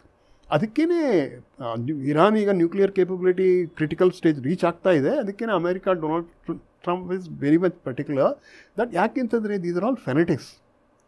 Okay. Highly unpredictable. ಯಾವಾಗ ಇವರು launch ಮಾಡಿಬಿಟ್ರೋ ಆಮೇಲೆ ಅದು ಮುಂದೆ ಅದನ್ನು ಹೇಗೆ control ಮಾಡೋದು, mitigate ಮಾಡೋದು ಅದೆಲ್ಲ ಬೇರೆ ವಿಷಯ. ಬಟ್ ಇವರು ಲಾಂಚ್ ಇದನ್ನು ಆ ವೆಪನ್ ಗ್ರೇಡ್ ಇದಕ್ಕೆ ತಲುಪದೇ ಇರೋ ಹಾಗೆ ವೆಪನ್ ಮ್ಯಾನುಫ್ಯಾಕ್ಚರ್ ಮಾಡಿ ಅದನ್ನು ಸ್ಟೋರ್ ಮಾಡಿರೋದನ್ನು ಅದನ್ನು ಆಕ್ಸೆಸ್ ಮಾಡದೇ ಇರೋ ಹಾಗೆ ಅದಕ್ಕೆಲ್ಲ ಟ್ರೈ ಮಾಡ್ತಾ ಇದ್ದಾರೆ. ಬಟ್ ಪಾಕಿಸ್ತಾನದಲ್ಲಿ ಅಂದರೆ ಈಗ ಅವ್ರಿಗೇ ಯಾರಿಗೂ ಸರಿಯಾಗಿ ಗೊತ್ತಿಲ್ಲ ಎಲ್ಲಿದೆ ಅದು, ಹೇಗೆ ಅದನ್ನು ಆಪ್ರೇಟ್ ಮಾಡೋದು, ಹೇಗೆ ಲಾಂಚ್ ಮಾಡೋದು ಎಲ್ಲರೂ ಹೇಳ್ತಾರೆ.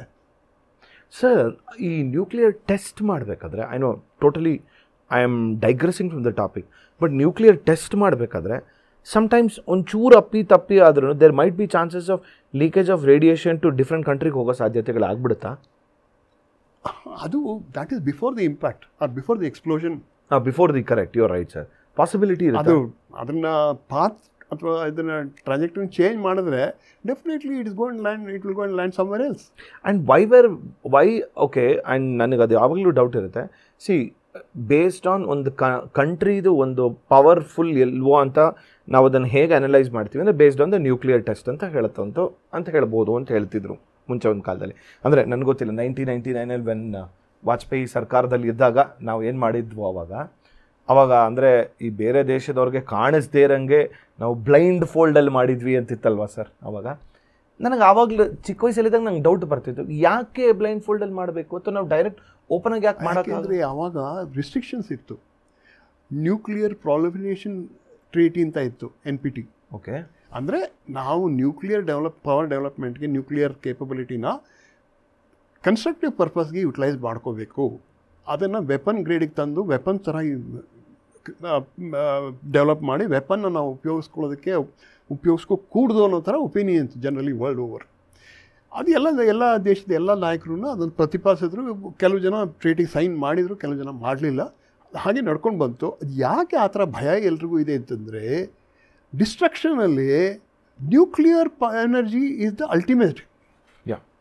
ಈಗ ಬೇರೆ ಯಾವುದೇ ನೀವು ವೆಪನ್ ಅಥವಾ ಆರ್ಮ್ಸ್ ಅಮ್ಯುನಿಷನ್ ಯೂಸ್ ಮಾಡಿ ಡಿಸ್ಟ್ರಕ್ಷನ್ ಮಾಡಿದ್ರೂ ದಿಸ್ ಈಸ್ ದಿ ಅಲ್ಟಿಮೇಟ್.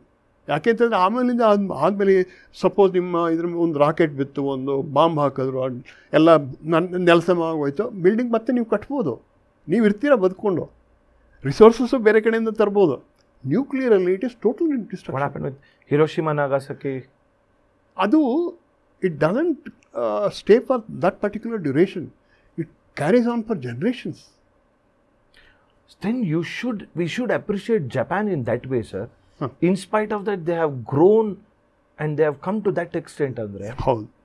ನಾವು if at all we have any consciousness or any ನಮ್ಮ ಮನಸ್ಸು, ಸುಪ್ತ ಮನಸ್ಸು ಒಪ್ಕೊಂಡ್ರೆ ಅದರಲ್ಲಿ ಒಂದು ಕಿಂಚಿತ್ ಅಂಶ ಆದರೂ ನಾವು ಅವ್ರ ಜಪನೀಸ್ ಡಿಸಿಪ್ಲಿನ್ ನಾವು ಮಾಡ್ಕೋಬೇಕು. ನಮ್ಮಲ್ಲಿ V live and thrive in chaos as Indians.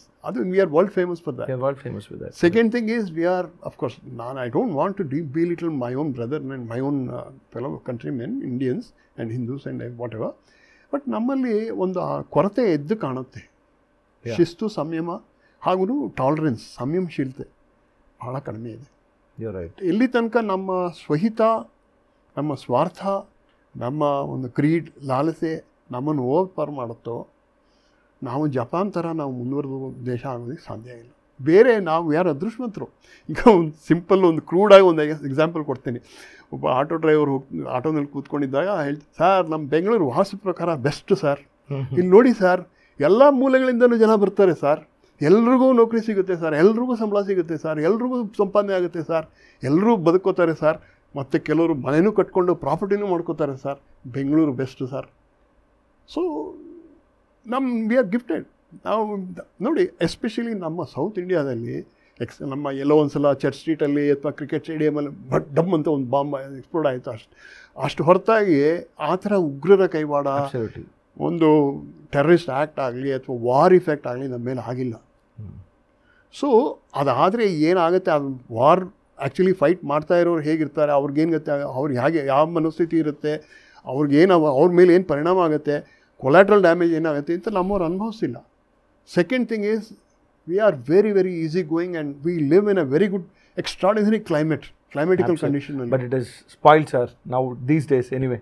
So ಈ ಥರ ಬೇಕಾಷ್ಟು ಎಲಿಮೆಂಟ್ಸ್ ಇರೋದ್ರಿಂದ ನಾವು ಯೋಚನೆ ಮಾಡಬೇಕು. So we have to think in those terms and then see ನಾವು ನಿಜವಾಗ್ಲೂ ಹೀಗಿರೋ ಲೈಫಲ್ಲಿ ತೃಪ್ತಿ ಪಟ್ಕೊಂಡು ಸಂತೋಷವಾಗಿ ಕಾಲ ಕಳೆದ್ಬಿಟ್ಟು ಜೈನ್ ತೊಟ್ಟೋಗೋದ, ಅಥವಾ ನಮ್ಮ ತಲೆತಲಾಂತರ ಮುಂದಿನ ಪೀಳಿಗೆಗಳು ನಮಗಿಂತ ಇನ್ನೂ ಚೆನ್ನಾಗಿರಬೇಕು ಅಂತ ನಾವೇನೋ ಅದಕ್ಕೋಸ್ಕರ ಲೆಗಸಿ ಬಿಟ್ಟು ಹೋಗ್ತೀವ. That is why they used to say ಅಲ್ವಾ ಸರ್, ಬೆಂಗಳೂರು ಅಂದರೆ ಗೊತ್ತಿರೋದು ಪೆನ್ಷನರ್ಸ್ ಪ್ಯಾರಡೈಸ್ ಅಂತ ಹೇಳ್ತಿದ್ದು ಅದಿತ್ತು ಒಂದು ಕಾಲದಲ್ಲಿ ಅಲ್ವಾ ಸರ್, ಗಾರ್ಡನ್ ಕ್ಲೈಮೇಟ್ ಆ್ಯಂಡ್ ಹೆಂಗಿತ್ತು, ಇಟ್ ಈಸ್ ಹೆವೆನ್. ನಾನು ಹೇಳೋದು ಸರ್, ನಾವೀಗ ಸಮ್ಮರಲ್ಲಿ probably 90s I didn't have a concept of, I've never used AC at all. I didn't know how AC was. You say AC. During my growing up days, we never used ceiling fan also. Ceiling fan, yeah, ನಮ್ಮ ಅಮ್ಮ ಹೇಳ್ತಾರೆ. Refrigerator ಇರಲಿಲ್ಲ. ಇದು ಮಡಕೆಲಿ ಅಥವಾ ನೀರಲ್ಲಿ ಇಟ್ಬಿಟ್ಟು ಅಂದರೆ ಅದೇನೋ ಹಳಿಸ್ತಾನೂ ಇರಲಿಲ್ಲ ಅಂದ್ರು. ಎಕ್ಸಾಕ್ಟ್ಲಿ. ಸೊ ದೀಸ್ ಡೇಸ್ ಬಂದು yeah of course, because whatever deforestation ಅದು ಇದು ಅಂತೆಲ್ಲ ಆಗಿ ಆ್ಯಂಡ್ ದಿ ಪ್ಲಾನಿಂಗ್ ಎಲ್ಲ ಆಗಿ. Anyway, totally coming back sir, how does the security system in Kashmir work, sir?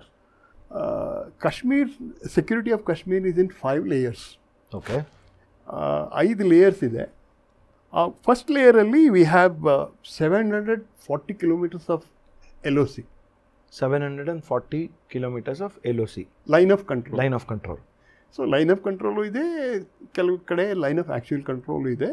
ಒಟ್ಟಿನಲ್ಲಿ it is not the international border. What's the difference between line of control and line of actual control? ಯಾ, ಅದ್ರ ಜೊತೆ ಇನ್ನೂ ಒಂದಿದೆ, seize fire line ಅಂತಲೂ ಇದೆ. ಓಹೋ, ಅಂದರೆ shoot ಮಾಡೋಂಥದ್ದಲ್ಲಿ ಅಲ್ಲ. ನಾವು 1965 65ನಲ್ಲಿ ಯುದ್ಧ ಆದಾಗ ಒಂದು ಸ್ಟೇಜ್ ಬಂದಾಗ ಯುದ್ಧ ನಿಲ್ಲಿಸ್ಬೇಕಾಯ್ತು. ಓಕೆ. ಆ ಕಡೆ ಪಾಕಿಸ್ತಾನ, ಈ ಕಡೆ ಭಾರತ. ಆವಾಗ ಸೀಸ್ ಫೈರ್ ಅಂತಂದರೆ ಫೈರ್ ಮಾಡೋದನ್ನು, ಆ್ಯಕ್ಚುಯಲ್ ಫೈಟಿಂಗ್ನ ನಿಲ್ಲಿಸಬೇಕು. Seize fire. Seize fire. Okay. So ಆ ಸೀಸ್ ಫೈರ್ ಡಿಕ್ಲೇರ್ ಆದಾಗ ಯಾರ್ಯಾರು ಎಲ್ಲೆಲ್ಲಿ ಪೊಸಿಷನ್ ತೊಗೊಂಡಿದ್ರು, ಕೆಲವು ಕಡೆ ನಮ್ಮ ಸೈನ್ಯ ಪಾಕಿಸ್ತಾನದ ಭಾಗನ ಆಕ್ರಮಿಸ್ಕೊಂಡಿತ್ತು. ಅಲ್ಲಿ ಹೋಗಿ ನಾವು ರೀಚ್ ಆಗಿದ್ವು. ಹಾಗೆಯೇ ಒಂದು 2-3 ಕಡೆ ಚಿಕ್ಕ ಪುಟ್ಟ ಕಡೆ ಪಾಕಿಸ್ತಾನದವರು ನಮ್ಮ ಗಡಿ ಪ್ರದೇಶದಿಂದ ನಮ್ಮ ದೇಶದೊಳಗೆ ಬಂದಿದ್ರು. ಆವಾಗ ತಾತ್ಕಾಲಿಕವಾಗಿ ಅಲ್ಲೇ ಇರಬೇಕು, ಅಲ್ಲಿಂದ ಮುಂದೆ ಹೋಗೋ ಹಾಗಿಲ್ಲ ಅಂತ ಒಂದು ಆರ್ಡರ್ ನಮ್ಮ ಒಪ್ಪಂದ ಆಯಿತು. ಆವಾಗ ಏನಾಯಿತು ಅಂತಂದರೆ, ಆ ಇಂಟರ್ನ್ಯಾಷನಲ್ ಬಾರ್ಡರ್ ಏನಿತ್ತು ಅದರ ರೆಫರೆನ್ಸೇ ಬರಲಿಲ್ಲ. ಓಕೆ. ಸೊ ಈ ಪೊಸಿಷನ್ಗಳ ಆಧಾರದ ಮೇಲೆ ಒಂದು ಇಮ್ಯಾಜಿನರಿ ಲೈನ್. ಸೊ ಇಲ್ಲಿಂದ ಆಚೆಗೆ ನೀವು, ಇಲ್ಲಿಂದ ಈಚೆಗೆ ನಾವು, ಸೀಸ್ ಫೈರ್ ಆದಾಗ that became seize fire line. ಅಂದರೆ ಯಾವಾಗ ಫೈರಿಂಗ್ ಎಲ್ಲಿವರೆಗೂ ಹೋಗಿ ನಿಲ್ಲಿಸಿದ್ರೋ ಸೀಸ್ ಫೈರ್ ಆಗಿದ್ದು, ಅಲ್ಲಿ ಒಂದು ಇಮ್ಯಾಜಿನರಿ ಲೈನನ್ನು ಅವರು ಹಾಕ್ಕೊಂಡು ಅದಾದ್ಮೇಲೆ ಓ ಹೌದಾ? ಅಂದರೆ ಆ ಫೆನ್ಸಿಗೆ ಏನು ನೋಡ್ತೀವಲ್ಲ, ಇಸ್ ಇಟ್ ಬೇಸ್ಡ್ ಆನ್ ಅದು ಸೀಸ್ ಫೈರ್ ಲೈನ್ ಆಗಿತ್ತು 71 ತನಕ. ಓಕೆ. 71 ಆದಮೇಲೆ ಅದು ಬದಲಾಯಿಸ್ತು. ಓಕೆ. ಮತ್ತೆ ಚೇಂಜ್ ಆಯಿತು physically on ground. Okay. So ಅದನ್ನು ಸೀಸ್ ಫೈರ್ ಲೈನ್ ರೆಲೆವೆನ್ಸಿ ಉಳ್ಕೊಳ್ಳಿಲ್ಲ. ಇಂಟರ್ನ್ಯಾಷನಲ್ ಬಾರ್ಡರ್ ಮುಂಚೆನೇ ಇದಾಗೋಯ್ತು, ಈ ಸೀಸ್ ಫೈರ್ ಲೈನ್ ಎಕ್ಸಿಸ್ಟೆನ್ಸಿಗೆ ಬಂತು. ಸೀಸ್ ಫೈರ್ ಲೈನ್ ಆದಮೇಲೆ ಈಗ 71 ಆದಮೇಲೆ ಡಿಸೈಸಿವ್ ಶಿಮ್ಲಾ ಅಗ್ರಿಮೆಂಟ್ ಆದಾಗ ಆ ಟೈಮ್ನಲ್ಲಿ ಯಥಾ ಪ್ರಕಾರ ಯಾವ ಪೊಸಿಷನಲ್ಲಿ ಯಾವ್ಯಾವ ಇದರಲ್ಲಿ ಎಲ್ಲೆಲ್ಲಿ ಇದ್ವೋ ನಾವು ಕೆಲವೊಂದು ಭಾಗನ ಎಕ್ಸ್ಚೇಂಜ್ ಮಾಡಿಕೊಂಡು, ಅವ್ರು ನಮಗೆ ಕೊಟ್ಟರು, ನಾವು ಅವ್ರಿಗೆ ಕೊಟ್ವು. ಓಕೆ. ಅದ್ರ ಮಾತು ಬೇಡ. ಈಗ ನಾವೇನು ಕೊಟ್ವು, ನಮ್ಮ ಪ್ರತಿಫಲ ಏನು ಸಿಕ್ತು ಅಥವಾ ಅವ್ರಿಗೆ ಎಷ್ಟು ಲಾಭ ಆಯಿತು ಅದು ಬಿಟ್ಬಿಡೋಣ. ಬಟ್ ಆ ಟೈಮಲ್ಲಿ ಮ್ಯಾಪ್ ಮೇಲೆ ಮಾರ್ಕ್ ಮಾಡುತ್ತಲ್ಲ ನಮ್ಮ ಪೊಸಿಷನ್ಗಳನ್ನು, ಆ ಪೊಸಿಷನ್ ಡಾಟ್ ಅಂತ ಕನ್ಸಿಡರ್ ಮಾಡಿ ಸೇರಿಸಿದಾಗ ಏನು ಲೈನ್ ಬರುತ್ತೆ, that became line of control. LOC. Okay. LOC. So ಇದು ನಮ್ಮ ಪಾಕಿಸ್ತಾನ ವೆಸ್ಟರ್ನ್ ಸೆಕ್ಟರ್ಗೆ ಅಪ್ಲೈ ಆಗುತ್ತೆ.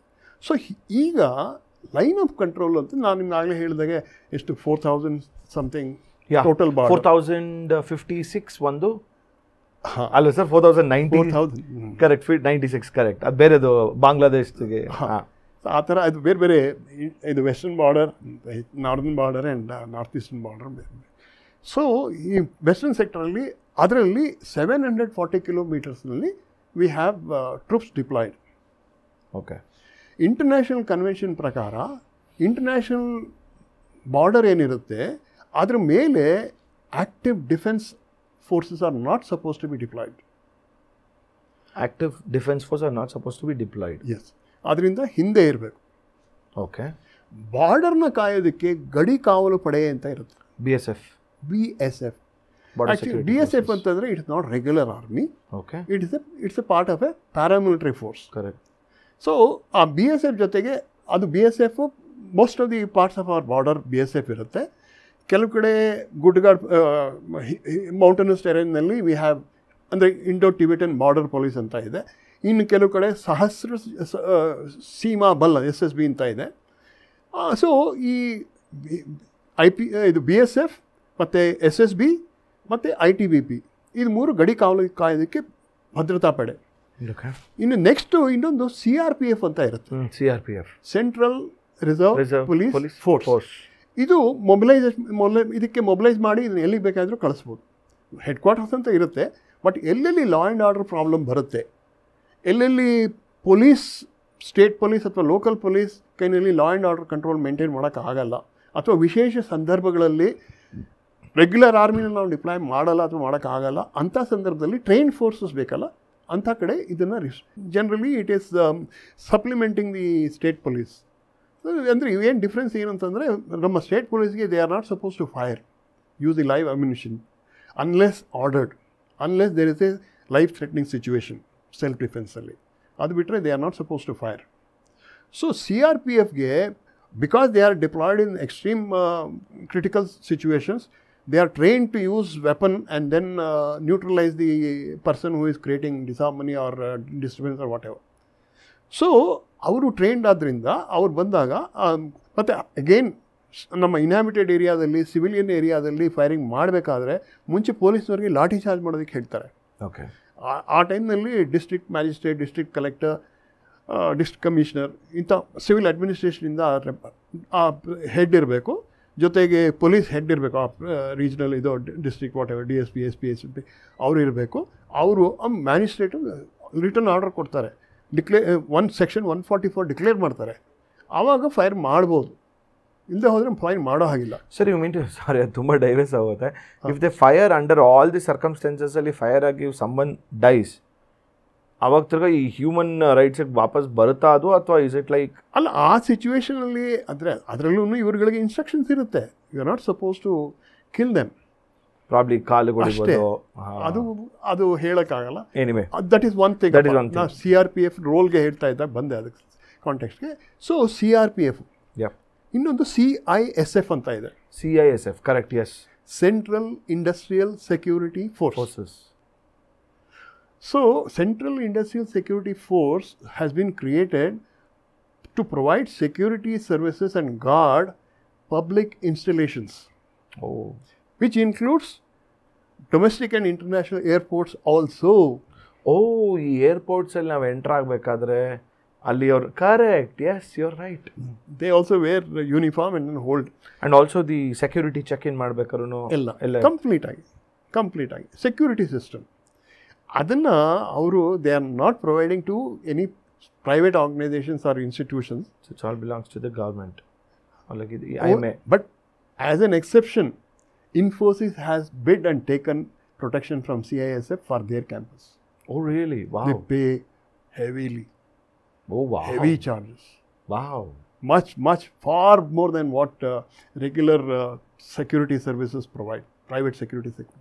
But is that allowed like that? ಅಲ್ಲ, ಅದು ಇಸ್ ಎ ಸ್ಪೆಷಲ್ ಕೇಸ್ ಇದು ಇನ್ಫೋಸಿಸ್ದು. ಓಕೆ. ಸೊ ಈ 4 ಇವರು ದೇ ಆರ್ ಆಲ್, ಮುಂಚೆ ಅದನ್ನು ಪ್ಯಾರಾಮಿಲಿಟರಿ ಫೋರ್ಸಸ್ ಅಂತ ಕರೀತಾ ಇತ್ತು, ಈಗ ಅದನ್ನು it's been modified because all of them carry weapons and ammunition. Okay. So they are central armed police forces. Central armed police forces, CAPF ಅನ್ಬೋದು. Correct. All paramilitary forces redesignated as CAPF. The main difference between the military personnel and the paramilitary CAPF personnel is CAPF does not fire for taking the life of anybody. Whereas it's not so in the case of the army. Even though they carry weapon. Yes. That is just to warn them. I do have this. And perhaps fire in the air also. And perhaps fire at the ankle ನೀ. ವೇರ್ಯಾಸ್ ಆರ್ಮಿನ ನಾವು extraordinary ಸರ್ಕಮ್ಸ್ಟೆನ್ಸಲ್ಲಿ piece ಟೈಮಲ್ಲಿ deploy ಮಾಡ್ತೀವಿ. For example Manipur ಹಿಂಸಾಚಾರ ಮಿತಿಮೀರಿ ಹೋಯಿತು, ಅಲ್ಲಿ local police CRPF ಕೈನಲ್ಲಿ ಅದು ನಿಭಾಯಿಸೋಕ್ಕಾಗಿಲ್ಲ. ಅಂಥ ಟೈಮಲ್ಲಿ ಅದಕ್ಕೂ ನಮ್ಮಲ್ಲಿ ನಾರ್ತ್ ಈಸ್ಟ್ಗೆ ಅಸ್ಸಾಂ ರೈಫಲ್ಸ್ ಇದೆ, ಈ ಕಡೆ ಜಮ್ಮು ಕಾಶ್ಮೀರದಲ್ಲಿ we have RR Rashtriya rifles ಇದೆ. ಸೊ ಬಟ್ ಕೆಲವು ಸಂದರ್ಭದಲ್ಲಿ proper army is called in for maintaining the law and order situation. ಆವಾಗ they should to kill. Sir, if an army general, I mean, irrespective of the ranking, if an army person, he is not in his ಏನಂತೀರಾ ವರ್ಕಲ್ಲಿಲ್ಲ, ಒಂದು probably ಒಂದು ಮಿಷನಲ್ಲಿಲ್ಲ ಅಥವಾ ಅವ್ರದ್ದೊಂದು ವೆಕೇಷನಲ್ಲಿ ಮನೇಲೆಲ್ಲೋ ಇರ್ತಾರೆ ಅಂತಲೇ ಅಂದ್ಕೊಳ್ಳೋಣ. I am just thinking, ಆವಾಗ ಅಂಥ ಸಂದರ್ಭದಲ್ಲಿ ಏನೋ ಒಂದು ಅಚಾತುರ್ಯ ನಡೆದು ನಾನು ಸಾಯಿಸುವಂಥ ಪರಿಸ್ಥಿತಿ ಅಂತ ಬಂದಾಗ ಕ್ಯಾನ್ ಈ ಗೋ ಆ್ಯಂಡ್ ಕಿಲ್ ಆ್ಯಂಡ್ ಅದು ಮಾಡಿದ್ರೂ ತಪ್ಪಾಗತ್ತಾ ತಪ್ಪಾಗಲ್ಲ? ಸಿ, ಅದಕ್ಕೋಸ್ಕರನೇ ಆರ್ಮ್ಡ್ ಫೋರ್ಸಸ್ನ ಇದರಿಂದ ಸಿವಿಲ್ ಹ್ಯೂಮನ್ ರೈಟ್ಸ್ ಇದರಿಂದ ವೈಲೇಷನ್ ಅಫೆನ್ಸಿಂದ ತಡೆಯೋದಕ್ಕೆ ಅದನ್ನು ಅಪರಾಧಿಗಳನ್ನು ಸಾಯಿಸದೇ ಇದ್ದರೆ ಅದರಿಂದ ಬಹಳ ದೊಡ್ಡ ಹಾನಿ ಆಗುತ್ತೆ, ಲೈಫ್ ಬೇರೆಯವರ ಪ್ರಾಣ ಹೋಗುತ್ತೆ ಅನ್ನೋ ಸಿಚುವೇಷನಲ್ಲಿ ಅವ್ರು ಫೈರ್ ಮಾಡಿ ಕೊಲ್ತಾರೆ. ಕರೆಕ್ಟ್. ಅದರಿಂದ ಅವ್ರ ಮೇಲೆ ಡಿಸಿಪ್ಲಿನರಿ ಆ್ಯಕ್ಷನ್ನು ಲೀಗಲ್ ಆ್ಯಕ್ಷನ್ ತೊಗೊಂಡ್ರೆ ಅನ್ಯಾಯ ಆಗುತ್ತದು. ಅದಕ್ಕೋಸ್ಕರ ಈಗ ಎಲ್ಲೆಲ್ಲಿ ನಮ್ಮ ಆರ್ಮಿದು ಪ್ರೆಸೆನ್ಸ್ ಇದೆಯೋ ಅಥವಾ ಆ ಪ್ರೆಸೆನ್ಸ್ ಬೇಕಾಗುತ್ತೋ ಅಲ್ಲಿ we have something known at ಆಫ್ಪಾ. AFPSA. ಆಫ್ಪಾ, AFPA, arm forces special preventive. Good, then that was a legit question. So ಅದನ್ನು ಕೆಲವು ಕಡೆ ಆರ್ಮಿ ಡಿಪ್ಲಾಯ್ಮೆಂಟ್ ಇದೆ. ನಾನು ಆಗಲೇ ಹೇಳಿದಾಗೆ ಅಸ್ಸಾಂ, ಕೆಲವು ಕಡೆ ಇದರಲ್ಲಿ ನಾರ್ತ್ ಈಸ್ಟಲ್ಲಿ ಅಲ್ಲಿವರು ಪ್ರೊಟೆಸ್ಟ್ ಮಾಡಿದ್ರು. Army should not be allowed to use that power. They should not be allowed. Okay. Special power act ಅದನ್ನು ಯೂಸ್ ಮಾಡೋ ಹಾಗಿಲ್ಲ, ಅದು ಅಪ್ಲೈ ಹಾಕೂಡ್ದು. ಯಾಕೆ ಅಂತಂದರೆ ಅವರು ಜನಗಳನ್ನು ಸಾಯಿಸ್ತಾ ಇದ್ದಾರೆ. ಜಮ್ಮು ಕಾಶ್ಮೀರದಲ್ಲೂ ಬಂದಿತ್ತು ಅದು ಅಬ್ಜೆಕ್ಷನ್. Anyway continue sir. ಆಮೇಲೆ ಯಾಕೆ ನೀವು ಆರ್ಮಿನ ಯಾಕೆ ಡಿಪ್ಲಾಯ್ ಮಾಡಿದ್ದೀರಾ ಅಲ್ಲಿ ಅಂತ. ಅದಲ್ಲದೆ ಜೊತೆಗೆ ಮೊನ್ನೆ ಯಾರೋ ಕಾಮೆಂಟ್ ಮಾಡಿದ್ದಾರೆ ಆರ್ಮಿ ಎಲ್ಲೋಗಿತ್ತು ಅಂತ. ಆರ್ಮಿ ಅದಕ್ಕೆ ಬರಲ್ಲ. ಆರ್ಮಿ ಬರಬೇಕಾದ್ರೆ ತುಂಬ ಸಿಚುವೇಶನ್ ಭಾಳ ಕ್ರೂರವಾಗಿರಬೇಕು. ಯಾಕೆಂತಂದರೆ ಆರ್ಮಿ ಬಂದರೆ ಯಾರೋ ಪರಿಸ್ಥಿತಿ ಉಂಟು ಮಾಡ್ತಾರೋ ಅವ್ರನ್ನ. ಐ ಥಿಂಕ್ ಇದು ಯಾರಿಗೂ ಅರ್ಥ ಆಗೋದಿಲ್ಲ ಸರ್. ದೇ ಥಿಂಕ್ ಅಂದರೆ ನಮ್ಗಳಿಗೇನೋ ಒಂದು ಸೆನ್ಸಿಟಿವ್ ಏರಿಯಾ ಇದೆ ಅಂತಂದರೆ, ಈಗ ಓಕೆ ಸಿ ಅದಕ್ಕೆ ಇನ್ನೊಂದು ಕಾನ್ಸ್ಪಿರಸಿ ಇತ್ತು. ಏನಂತಾರೆ, ಈಗ ಆರ್ಟಿಕಲ್ 370 ತೆಗೆದಿದ್ರು. ಆಮೇಲೆ ಜಮ್ಮು ಕಾಶ್ಮೀರಲ್ಲಿ ಓಕೆ ಒಂದು ನಾರ್ಮಲ್ ಆಗಿ ಮಾಡಬೇಕು ಅಂತ ಅಂದ್ಬಿಟ್ಟು ಆ್ಯಕ್ಟಿವಿಟೀಸ್ನ ಮಾಡೋಕ್ಕೆ ಶುರು ಮಾಡಿದ್ರು. ಸೊ ಹಾಗಾಗಿ ದೇ ವಾಂಟ್ ಟೂರಿಸಮ್ನ ಜಾಸ್ತಿ ಮಾಡಬೇಕು ಅಂತ ಮಾಡಿದರು. ಸೊ ಇವೆಲ್ಲವೂ ಆಗಬಾರ್ದು, ಪೀಪಲ್ ಶುಡ್ ನಾಟ್ ಗೋ, ಬರಲೇಬಾರ್ದು ಅಂತಂದ್ಬಿಟ್ಟು ಇವರು ಈ ಥರ ಹೀನಸ್ ಕ್ರೈಮ್ನ ಮಾಡಿದ್ರು. So this is again it is going to be ಒಬ್ಬೊಬ್ಬರು ಒಂದೊಂದು ಥಿಯರೀಸ್. ಅದೇನು ಮಾಡೋಕ್ಕಾಗತ್ತೆ? ಯಾಕೆ ಅಂತಂದರೆ that is the lack of education, the lack of unity of thoughts. ಎಲ್ಲರೂ ಒಂದೇ ಥರ ಯೋಚನೆ ಮಾಡಲ್ಲ. ಎಲ್ಲರೂ ಒಂದೇ ಥರ ಯೋಚನೆ ಮಾಡೋ ಹಾಗಿದ್ದಿದ್ರೆ then would have been different, would have been far better, superior to China. ನಾನು ಜಪಾನ್ ಅಂತ ಹೇಳಕ್ಕೆ ಹೋಗಲ್ಲ. Correct sir, you are right. ಆಯಿತಾ? ಸೊ ಈ ಲೈನ್ ಆಫ್ ಕಂಟ್ರೋಲ್ನಲ್ಲಿ BSF ಇದೆ, ಎಲ್ಲಿ ಫೆನ್ಸಿಂಗ್ ಇದೆ, ಎಲ್ಲಿ ಗಸ್ಟ್ ಕಾಯಬೇಕು, ಅಲ್ಲಿ ಎಲ್ಲಿ enemy post right in front ಇದೆ. ಫೇಸ್ ಟು ಫೇಸ್ ನಾವು ನೋಡ್ತೀವಿ ಎನಿಮಿ, ಪಾಕಿಸ್ತಾನಿ ರೇಂಜರ್ಸ್ ಅಥವಾ ಪಾಕಿಸ್ತಾನಿ ರೆಗ್ಯುಲರ್ ಆರ್ಮಿ ಟ್ರೂಪ್ಸ್, ಅಂಥ ಕಡೆ ಆರ್ಮಿ ಟ್ರೂಪ್ಸ್ ಇದೆ. So you mean to say BSF ಅವ್ರಿಗೂ ಕೂಡ they won't have the shooting authority ಇರೋದಿಲ್ಲ? ಇಲ್ಲ, ಅದಕ್ಕೆ ಎಕ್ಸ್ಪ್ಲೈನ್ ಮಾಡಬೇಕು. ಅಕಸ್ಮಾತ್ ಯಾರು ಅಪ್ಪಿತಪ್ಪಿ ಫೈರ್ ಮಾಡಿದರೆ they have to report to the home ministry.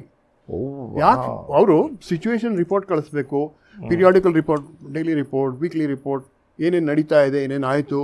So immediate ಅಲ್ಲಿಂದ ಬರುತ್ತೆ. ಯಾಕೆ ಅಲ್ಲಿ ತನಕ ಯಾಕೆ ಹೋಗ್ಬೇಕು? ಅಲ್ಲೇ DIG ಮತ್ತು DG BSF ಅವರಿಂದನೇ ಬರುತ್ತೆ. ಯಾಕೆ ಫೈರ್ ಓಪನ್ ಮಾಡಬೇಕಾಯ್ತು? What was the reason? ಅದೊಂದು. ಆಮೇಲೆ every round, every bullet fired needs to be accounted for. ಇದು ಸುಮ್ಮನೆ ಒಂದು hypothetical situation if they fire in the air also. Fire, why should we fire in the air? Is there any meaning? ಇಲ್ಲ. So ಏನಾದರೂ purpose ಇದ್ದರೆ fire ಮಾಡಬೇಕು. ಆ ರೀತಿ ನಾವು ಅಮ್ಯುನಿಷನ್ ಖರ್ಚು ಮಾಡಿದರೆ ಅದಕ್ಕೆ ಅಕೌಂಟ್ ಕೊಡಬೇಕು. ಆಮೇಲೆ ಅದನ್ನು ಯೂಸ್ ಮಾಡಿದಾಗ ಉಳಿಯುತ್ತಲ್ಲ ಕಾರ್ಟ್ರಿಜ್, ಅದನ್ನು ಹೆಕ್ಕಿ ಅದನ್ನು ಆರಿಸಿ ಅದನ್ನು ಕಲೆಕ್ಟ್ ಮಾಡಿ ಅದನ್ನು ಡಿಪಾಸಿಟ್ ಮಾಡಬೇಕು. ಅಕೌಂಟ್ ಇದು ಪ್ರೆಷಸ್ ಮೆಟಲ್ ಬ್ರಾಸ್, ಅದು ಜೊತೆಗೆ every bullet is accounted for. Every bullet is accounted. Of course we live in a fantasy world. ಹಾಂ. ಸೊ ಕೆಲವು ಕಡೆ ಆರ್ಮಿ ಇದೆ. ಏನು ಅಂತಂದರೆ ಈಗ ಜಮ್ಮು ಕಾಶ್ಮೀರದ ಟೆರೇನ್ ಯಾವ ಥರ ಇದೆ ನಾನು ನಿಮ್ಗೆ ರಾಜಸ್ಥಾನದ ಎಕ್ಸ್ಪ್ಲೈನ್ ಮಾಡಿದ್ದೀನಿ. ಕರೆಕ್ಟ್. ಫೆನ್ಸಿಂಗ್ ಇದೆ, ಮರಳು ದಿಬ್ಬ ಸರಿಯುತ್ತೆ. ಜೋರಾಗಿ ಸ್ಯಾಂಡ್ ಸ್ಟಾಮ್ ಬಂದಾಗ ಇಡೀ ದಿಬ್ಬನೇ ಪಕ್ಕಕ್ಕೆ ಸರಿದ್ಬಿಟ್ಟು ಫೆನ್ಸಿಂಗ್ನ ಮುಳುಗಾಕ್ಬಿಡುತ್ತೆ. ಕರೆಕ್ಟ್. ಒಂದು ದಿಬ್ಬ ಕಾಣುತ್ತೆ, ಫೆನ್ಸಿಂಗ್ ಕಾಣೋದೇ ಇಲ್ಲ. ಕರೆಕ್ಟ್. ಮತ್ತು ಇವತ್ತಿನ ದಿವಸ ನಾನು ಹೋಗಿ ಪೆಟ್ರೋಲಿಂಗ್ ಮಾಡ್ಕೊಂಡು ಬಂದಿರ್ತೀನಿ ಅಲಾಂಗ್ ದಿ ಫೆನ್ಸಿಂಗ್ ಇರೋದಿಲ್ಲ. ಅಂಥ ಕಡೆ ಪೆಟ್ರೋಲಿಂಗ್ ಮಾಡಬೇಕು. ಆಮೇಲೆ ಇಲ್ಲಿ ಜಮ್ಮು ಕಾಶ್ಮೀರ್ನಲ್ಲಿ ಹೇಗಿದೆ ಮೌಂಟನಸ್ ಹಿಲಿ ಟೆರೇನ್ ಹೇಗಿದೆ, ಜಂಗಲ್ ಹೇಗಿದೆ ಅಂತಂದರೆ ನೀವು ಏನು ಸ್ಯಾಟಲೈಟ್ ವಿಜಿಲೆನ್ಸ್ ಒಂದೇ, ಕೆಲವು ಕಡೆ ಸ್ಯಾಟಲೈಟು ಅದನ್ನ ಕವರ್ ಮಾಡೋಕ್ಕಾಗಲ್ಲ. ಅಂಥದ್ದು ಅವ್ರಿಗೆ ಚೆನ್ನಾಗಿ ಗೊತ್ತಿರುತ್ತೆ ಎಲ್ಲಿ ಬಚ್ಚಿಟ್ಕೋಬೋದು ಅಂತ. ಸರ್, ಅಂದರೆ ಈಗ 71 ಇಸ್ವಿಯಿಂದ ಇವಾಗ ತೊಗೊಂಡ್ರೆ ಇಷ್ಟರಲ್ಲಿ ಒಂದು 40-50 ವರ್ಷದಲ್ಲಿ ಈಗ ಒಂದು ಥಾರ್ ಡೆಸರ್ಟಲ್ಲಿ ಈಗ ಫೆನ್ಸಿಂಗ್ ಹಾಕಿರ್ತಾರಲ್ಲ ಸರ್, ಪೆಟ್ರೋಲಿಂಗ್ ಮಾಡ್ತಿರ್ಬೇಕಾದ್ರೆ ನೀವು ಹೇಳ್ದಂಗೆ ಕೆಲವೊಂದು ಸಂದರ್ಭಗಳಲ್ಲಿ ಅದು ಮುಂದೆ ಹೋಗಿ ಅಥವಾ ಹಿಂದೆ ಹೋಗಿ ಇದರ್ ನಾವು ಆಕ್ರಮಣ ಮಾಡ್ಕೊಂಡಿರ್ಬೋದು ಅಥವಾ ವಯಸ್ಸ ವರ್ಷನೂ ಆಗಿರ್ಬೋದು. ವಯಸ್ಸ ವರ್ಷ ಕಡಿಮೆ ಆಗಿರೋದು ಯಾಕೆಂತಂದರೆ ಅವ್ರು ಸಾಕಷ್ಟು ದೂರದಲ್ಲಿರ್ತಾರೆ. ಸಾಕಷ್ಟು ದೂರದಲ್ಲಿ. Possible, you are theoretically you are right. There is no, ಅದನ್ನು ನಾವು ತಳ್ಳಿ ಹಾಕೋ ಹಾಗಿಲ್ಲ. ಬಟ್ ಆದರೆ ಅದು ಆಗಿಲ್ಲ ಇದುವರೆಗೂ. ಬಟ್ ಇನ್ನೊಂದು ಏನಾಗುತ್ತೆ, ಪ್ರಾಬ್ಲಮ್ ಆಗುತ್ತೆ ಅಂತಂದರೆ ಇವರು BSFನವರು they have various methods and practices. Patrolling ಅವರು ಪ್ರತಿಯೊಂದು ಚಲನವಲನ ಅಬ್ಸರ್ವ್ ಮಾಡಿರ್ತಾರೆ. ಎಷ್ಟು ಜನ ಬರ್ತಾರೆ ಪೆಟ್ರೋಲಿಂಗ್ಗೆ, ಯಾವ ಟೈಮಲ್ಲಿ ಬರ್ತಾರೆ, ಎಲ್ಲಿಂದ ಎಲ್ಲಿ ಏರಿಯಾ ಕವರ್ ಮಾಡ್ತಾರೆ, ಯಾವಾಗ ಬ್ರೇಕ್ ತೊಗೋತಾರೆ, ಯಾವಾಗ ಹಾಲ್ಟ್ ಮಾಡ್ತಾರೆ, ಯಾವಾಗ ತಿಂಡಿ ತಿಂತಾರೆ, ಊಟ ಮಾಡ್ತಾರೆ, ನೀರು ಕುಡಿತಾರೆ, ಎಲ್ಲ ಅಬ್ಸರ್ವ್ ಮಾಡ್ತಾರೆ. It's a very very painful exercise, but they do that. ಮಾಡಿಬಿಟ್ಟು ಕಂಡು ಹಿಡ್ಕೋತಾರೆ ಒಂದು ಸಣ್ಣ loophole. I am not referring to border on Bangladesh, Myanmar and all ಅದೇ that's a different story all together. So ಇಲ್ಲಿ ಜಮ್ಮು ಕಾಶ್ಮೀರದಲ್ಲಿ especially places like Jammu, Kathua, ಅಲ್ಲಿಂದ ಮುಂದಕ್ಕೆ ಸಾಂಬಾಯಿಂದ ಇನ್ನು ಮುಂದಕ್ಕೆ ಹೋದರೆ ಅಖ್ನೂರ್, ಈ ಕಡೆ ರೈಟ್ ಸೈಡಲ್ಲಿ ಉಧಂಪುರ್, ಈ ಕಡೆ ಕುಪ್ವಾಡ, ಅಲ್ಲೇ ಬೇಕಾದಷ್ಟು ಪಾಕೆಟ್ಸ್ ಇರುತ್ತೆ. ಪ್ಲಸ್ ಅಲ್ಲಿ ಲೋಕಲ್ ಸಿಂಪಥೈಸರ್ಸ್, ಒಂದು ಸಿಂಪಥೈಸರ್ಸು, ಇನ್ನೊಂದು ಸಪೋರ್ಟರ್ಸು, ಇನ್ನೊಂದು ಆನ್ ಗ್ರೌಂಡ್ ವರ್ಕರ್ಸ್ ಅಂತ. ಸ್ಲೀಪರ್ ಸೆಲ್ಗಳು ಆನ್ ಗ್ರೌಂಡ್ ವರ್ಕರ್ಸ್. ಅವ್ರಿಗೂ ಮನುಷ್ಯರಲ್ವ, ಹೊಟ್ಟೆಗೆ ಆಹಾರ ಬೇಕು. ಸೊ ಬರ್ತಾರೆ, ಯಾವಾಗಲೂ ಬರ್ತಾರೆ. ನಮ್ಮ ನಕ್ಸಲೈಟ್ಸ್ ಮಾಡ್ತಾರಲ್ಲ ಹಾಗೆ ಬಂದು ಅವಾಗ ಏನಾಗುತ್ತೆ ಅಂತಂದರೆ ಅವ್ರಿಗೆ ಒಂಥರ ಕಮರಳಿ ಇರುತ್ತೆ, ಒಂಥರ ರಿಲೇಷನ್ಶಿಪ್ ಡೆವಲಪ್ ಆಗುತ್ತೆ, ಮಾಡ್ತಾರೆ. ನಾನು ಬಂದಿದ್ದೀನಿ ಅಂತ ಯಾರಿಗೂ ಹೇಳಬೇಡಿ, ನಾನು ಎಲ್ಲಿದ್ದೀನಿ ಅಂತ ಯಾರಿಗೂ ಹೇಳಬೇಡಿ, ಅಷ್ಟೇ. ಅವರು ಹಾಗೆ ಮಾಡಿಕೊಂಡು ಜೊತೆಗೆ ಈ ಮೊನ್ನೆ ನಾವು ಪಹಲ್ಗಾಮ್ ನೋಡಿದ ಹಾಗೆ ಅಲ್ಲಿ ಟೂರ್ ಆಪ್ರೇಟರ್ಸು ಎಲ್ಲ ಸಪೋರ್ಟ್ ಮಾಡ್ತಾರೆ. ಹಾಗಾಗಿ ನೀವು ಕಾವಲ್ ಕಾದ್ರೂ, ಎಷ್ಟೇ ಪೆಟ್ರೋಲಿಂಗ್ ಮಾಡಿದ್ರು, ಎಷ್ಟೇ ವಿಜಿಲೆಂಟ್ ಆಗಿದ್ರು, there is a possibility they can penetrate ಮಾಡಿ ಒಂದು ಕಡೆ ಬಚ್ಚಿಟ್ಕೊಂಡು ಕೂತ್ಕೋಬೋದು. They can wait for the opportune moment to strike. ಅದರಲ್ಲಿ ನೋಡಿ, ಒಬ್ಬ ಸೈನಿಕ 100 ಸಲ ಸರಿಯಾಗಿ ಕೆಲಸ ಮಾಡಿರ್ತಾನೆ. 101ನೇ ಸಲ ಮಿಸ್ ಆದಾಗ ಆ 1ನೇ ಸಲಕ್ಕೆ 101ನೇ ಸಲಕ್ಕೆ ಅವನು ಸಿಕ್ಕಾಕೋತಾನೆ. ಆದರೆ ಟೆರರಿಸ್ಟ್ ಕೇಸಲ್ಲಿ ಇಟ್ ಇಸ್ ಜಾಸ್ತಿ ಅದವೇ ಅವ್ನು ಮಾಡೋದು ಒಂದೇ ಸಲ ಅವ್ನು ಮಾಡೋದು, ಪ್ಲಾನ್ ಮಾಡ್ತಾನೆ, ಹೋಗಿ ಹೊಡಿತಾನೆ ಅಷ್ಟೇ. That is how the terrorism is happening. Sir, ಈಗ ಒಂದು ಡೆಸರ್ಟ್ ಏರಿಯಾ ಆಗಿರೋದ್ರಿಂದ ಈಗ ನೀವು ಹೇಳ್ದಂಗೆ ಈಗ ಈ ಒಂದು ಫೆನ್ಸಿಂಗ್ ಹಾಕಿರ್ತಾರಲ್ಲ, okay, on a hypothetical situation ಹಿಂದೆ ನಾನು ಹೇಳ್ತಿರೋದು, ಯಾವಾಗ ಸೀಸ್ ಫೈರ್ ಆಗಿರೋ ಜಾಗದಲ್ಲಿ ನಿಂತ್ಕೊಂಡು ಅಕಸ್ಮಾತ್ ಅದೇ ಜಾಗದಲ್ಲಿ ಯಾವುದೋ ಒಂದು ಮನೆ ಇತ್ತು ಅಂತ ನಾನು ಅನ್ಕೊಳ್ಳೋಣ, ಆ ಮನೆ ಈ ಕಡೆಗೆ ಸೇರುತ್ತಾ ಆ ಕಡೆಗೆ ಸೇರುತ್ತೋ ಸಂದರ್ಭಗಳಾಗಿರ್ಬೋದಲ್ಲ ಸರ್? ಬಟ್ ಆ ಮನೇಲಿ ಯಾರೂ ಇಲ್ವಲ್ಲ ಈಗ. ಯಾಕೆಂದರೆ ಅದು ಎಷ್ಟು ಮಟ್ಟಿಗೆ ಅದು ಜರ್ಜರಿತವಾಗಿದೆ ಅಂತಂದ್ರೆ ಅಲ್ಲಿ ಮನೇಲಿ ಯಾರು ವಾಸ ಇಡೋಕ್ಕಾಗಲ್ಲ. ಯಾಕೆಂದರೆ ಒಂದು ಇದ್ರ ಪ್ರಕಾರ ಕನ್ವೆನ್ಷನ್ ಪ್ರಕಾರ ಯಾರು ಫೈರ್ ಮಾಡೋ ಹಾಗಿಲ್ಲ. ಬಟ್ ಆದರೆ ಪಾಕಿಸ್ತಾನದವ್ರು ಅದನ್ನು ಫಾಲೋ ಮಾಡಲ್ಲ. ಕರೆಕ್ಟ್, ಫಾಲೋ ಮಾಡಲ್ಲ. ನಮ್ಮ ಟೆನ್ಯೂರ್ ಚೇಂಜ್ ಆಗುತ್ತಲ್ಲ, ನಮ್ಮ ಫ್ರೆಶ್ ಟ್ರೂಪ್ಸ್ ಬರುತ್ತೆ, ಆಕ್ಯುಪೈ ಮಾಡ್ಕೋತಾರೆ, ಹ್ಯಾಂಡಿಂಗ್ ಟೇಕಿಂಗ್ ಓವರ್ ಆಗುತ್ತೆ. ಆ ಟೈಮ್ನಲ್ಲಿ ಚೆನ್ನಾಗಿ ಫೈರ್ ಮಾಡ್ತಾರೆ. ಆಮೇಲೆ ಕೆಲವು ಸಲ ಸುಮ್ಮನೆ ಅನ್ಪ್ರೊವೋಕ್ ಇದ್ದಕ್ಕಿದ್ದಂಗೆ, ಆಮೇಲೆ ಇನ್ನೊಂದು ಸಲ ಏನೋ ಒಂದು ಇಲ್ಲಿಂದ ಏನೋ ಬಾರ್ಡರ್ ಕ್ರಾಸಿಂಗ್ ಆಗುತ್ತೋ ಅಥವಾ ಏನೋ ಆ್ಯಕ್ಟಿವಿಟಿ ಆಗುತ್ತೋ ಆವಾಗ ಫೈರ್ ಓಪನ್ ಮಾಡೋದು, ಹೀಗೆಲ್ಲ ಆಗುತ್ತೆ. ಈ ಥರ ಆಗ್ತಾ ಇರುತ್ತೆ. ಅಂಥ ಸಂದರ್ಭದಲ್ಲಿ ಎಷ್ಟೋ ಸಲ ಆರ್ಟಿಲರಿ ಶೆಲ್ ಬಂದು ನಮ್ಮ ಹಳ್ಳಿಗಳ ಮೇಲೆ, ಹಳ್ಳಿ ಜನಗಳ ಮೇಲೆ, ಹಳ್ಳಿ ಗುಡಿಸು ಅವರ ವಾಸಸ್ಥಾನ ಬಿದ್ದು ಸಾಕಷ್ಟು ಜಖಮ್ ಆಗಿದೆ. ಅದು ಅವ್ರು they are use to it. ಯಾಕೆಂತಂದರೆ ಆ ಪಾಪ ಜಾಗ ಬಿಟ್ಟು ಬೇರೆ ಕಡೆ ಹೋಗೋ ಹಾಗಿಲ್ಲ, ಅವ್ರು ಎಲ್ಲೂ ಹೋಗ್ತಾರೆ. ಆ ಥರ ಈಗಲೂ ನಿಮ್ಗೆ ಎಕ್ಸಾಂಪಲ್ ಸಿಗುತ್ತೆ. ನಾನು ಹೋದರೆ if you cross Samba towards ಅಲ್ಲಿ ಪಂಗದೂರ್ ಅಂತ ಇದೆ, ಇದು ರಣಸಿಂಗ್ ಬೀರ್ಪುರ ಅಂತ ಇದೆ, RS ಪುರ, ಅಲ್ಲೆಲ್ಲ they are subjected to that. ಅಲ್ಲಿ ವಾಸ ಇರೋಕ್ಕಾಗಲ್ಲ, ಬಟ್ ಜಮೀನಿರೋರು. ಕರೆಕ್ಟ್ ಸರ್, ಅದನ್ನ ಯೋಚನೆ ಮಾಡಿದೆ. ಈಗ ಅಕಸ್ಮಾತ್ ತಲಾಂತರದಿಂದ ಬಂದಿರೋರು ಜಮೀನಿರೋರು ಏನು ಮಾಡೋಕ್ಕಾಗುತ್ತೆ ಸರ್? ಏನು ಮಾಡೋಕ್ಕಾಗಲ್ಲ, ಅದು ಅನುಭವಿಸ್ಕೊಂಡಿದ್ದಾರೆ. ಅದೇ ಅವರು BSFನವರು, ಆರ್ಮಿನವರು ಅವ್ರಿಗೆ ವಾರ್ನ್ ಮಾಡ್ತಾರೆ, ಅವ್ರನ್ನ ಇದು ಮಾಡ್ತಾರೆ. ಹೇಳಿದಾಗ they vacate and then go to some different place for some temporarily and then will they be compensated? ಈಗ ಫಾರ್ ಎಕ್ಸಾಂಪಲ್ ಅಂದರೆ ನೀವು ಹೇಳೋ ಪ್ರಕಾರ ಯಾವುದೋ ಒಂದು ಜಮೀನು ಇವ್ರಿಗೆ ಆ ಒಂದು ಇದರೊಳಗಡೆ ಇದ್ದು, ಮನೆ ಇಲ್ಲಿದ್ದು, ಸೊ ಅದ್ರ ಬದಲಾಗಿ ಆ ಜಮೀನಿಗೆ ಇಲ್ಲೊಂದು ಕಾಂಪನ್ಸೇಷನ್ ಸಿಗುತ್ತಾ ಅಥವಾ ಅಲ್ಲಿ ಹೋಯ್ತಾ? To be very honest and frank, I have not got into this because it is purely their state administration. ನಾವು ಆರ್ಮಿನಲ್ಲಿ ಇದುವರೆಗೂ ನಾವು ಸ್ಟೇಟ್ ಅಡ್ಮಿನಿಸ್ಟ್ರೇಷನ್ ಹೇಗಾಗುತ್ತೆ, ಏನು ಮಾಡ್ತಾರೆ, ಯಾರು ಎಂಥವರು, ಯಾರು ಎಷ್ಟು ಎಫಿಷಿಯೆಂಟು, ಆನೆಸ್ಟು, ಸಿನ್ಸಿಯರು, ಲಾಯಲ್ ಅಂತ ನಾನು ಯೋಚನೆ ಮಾಡೋಕ್ಕಾಗಲ್ಲ, ಹೋಗಲ್ಲ.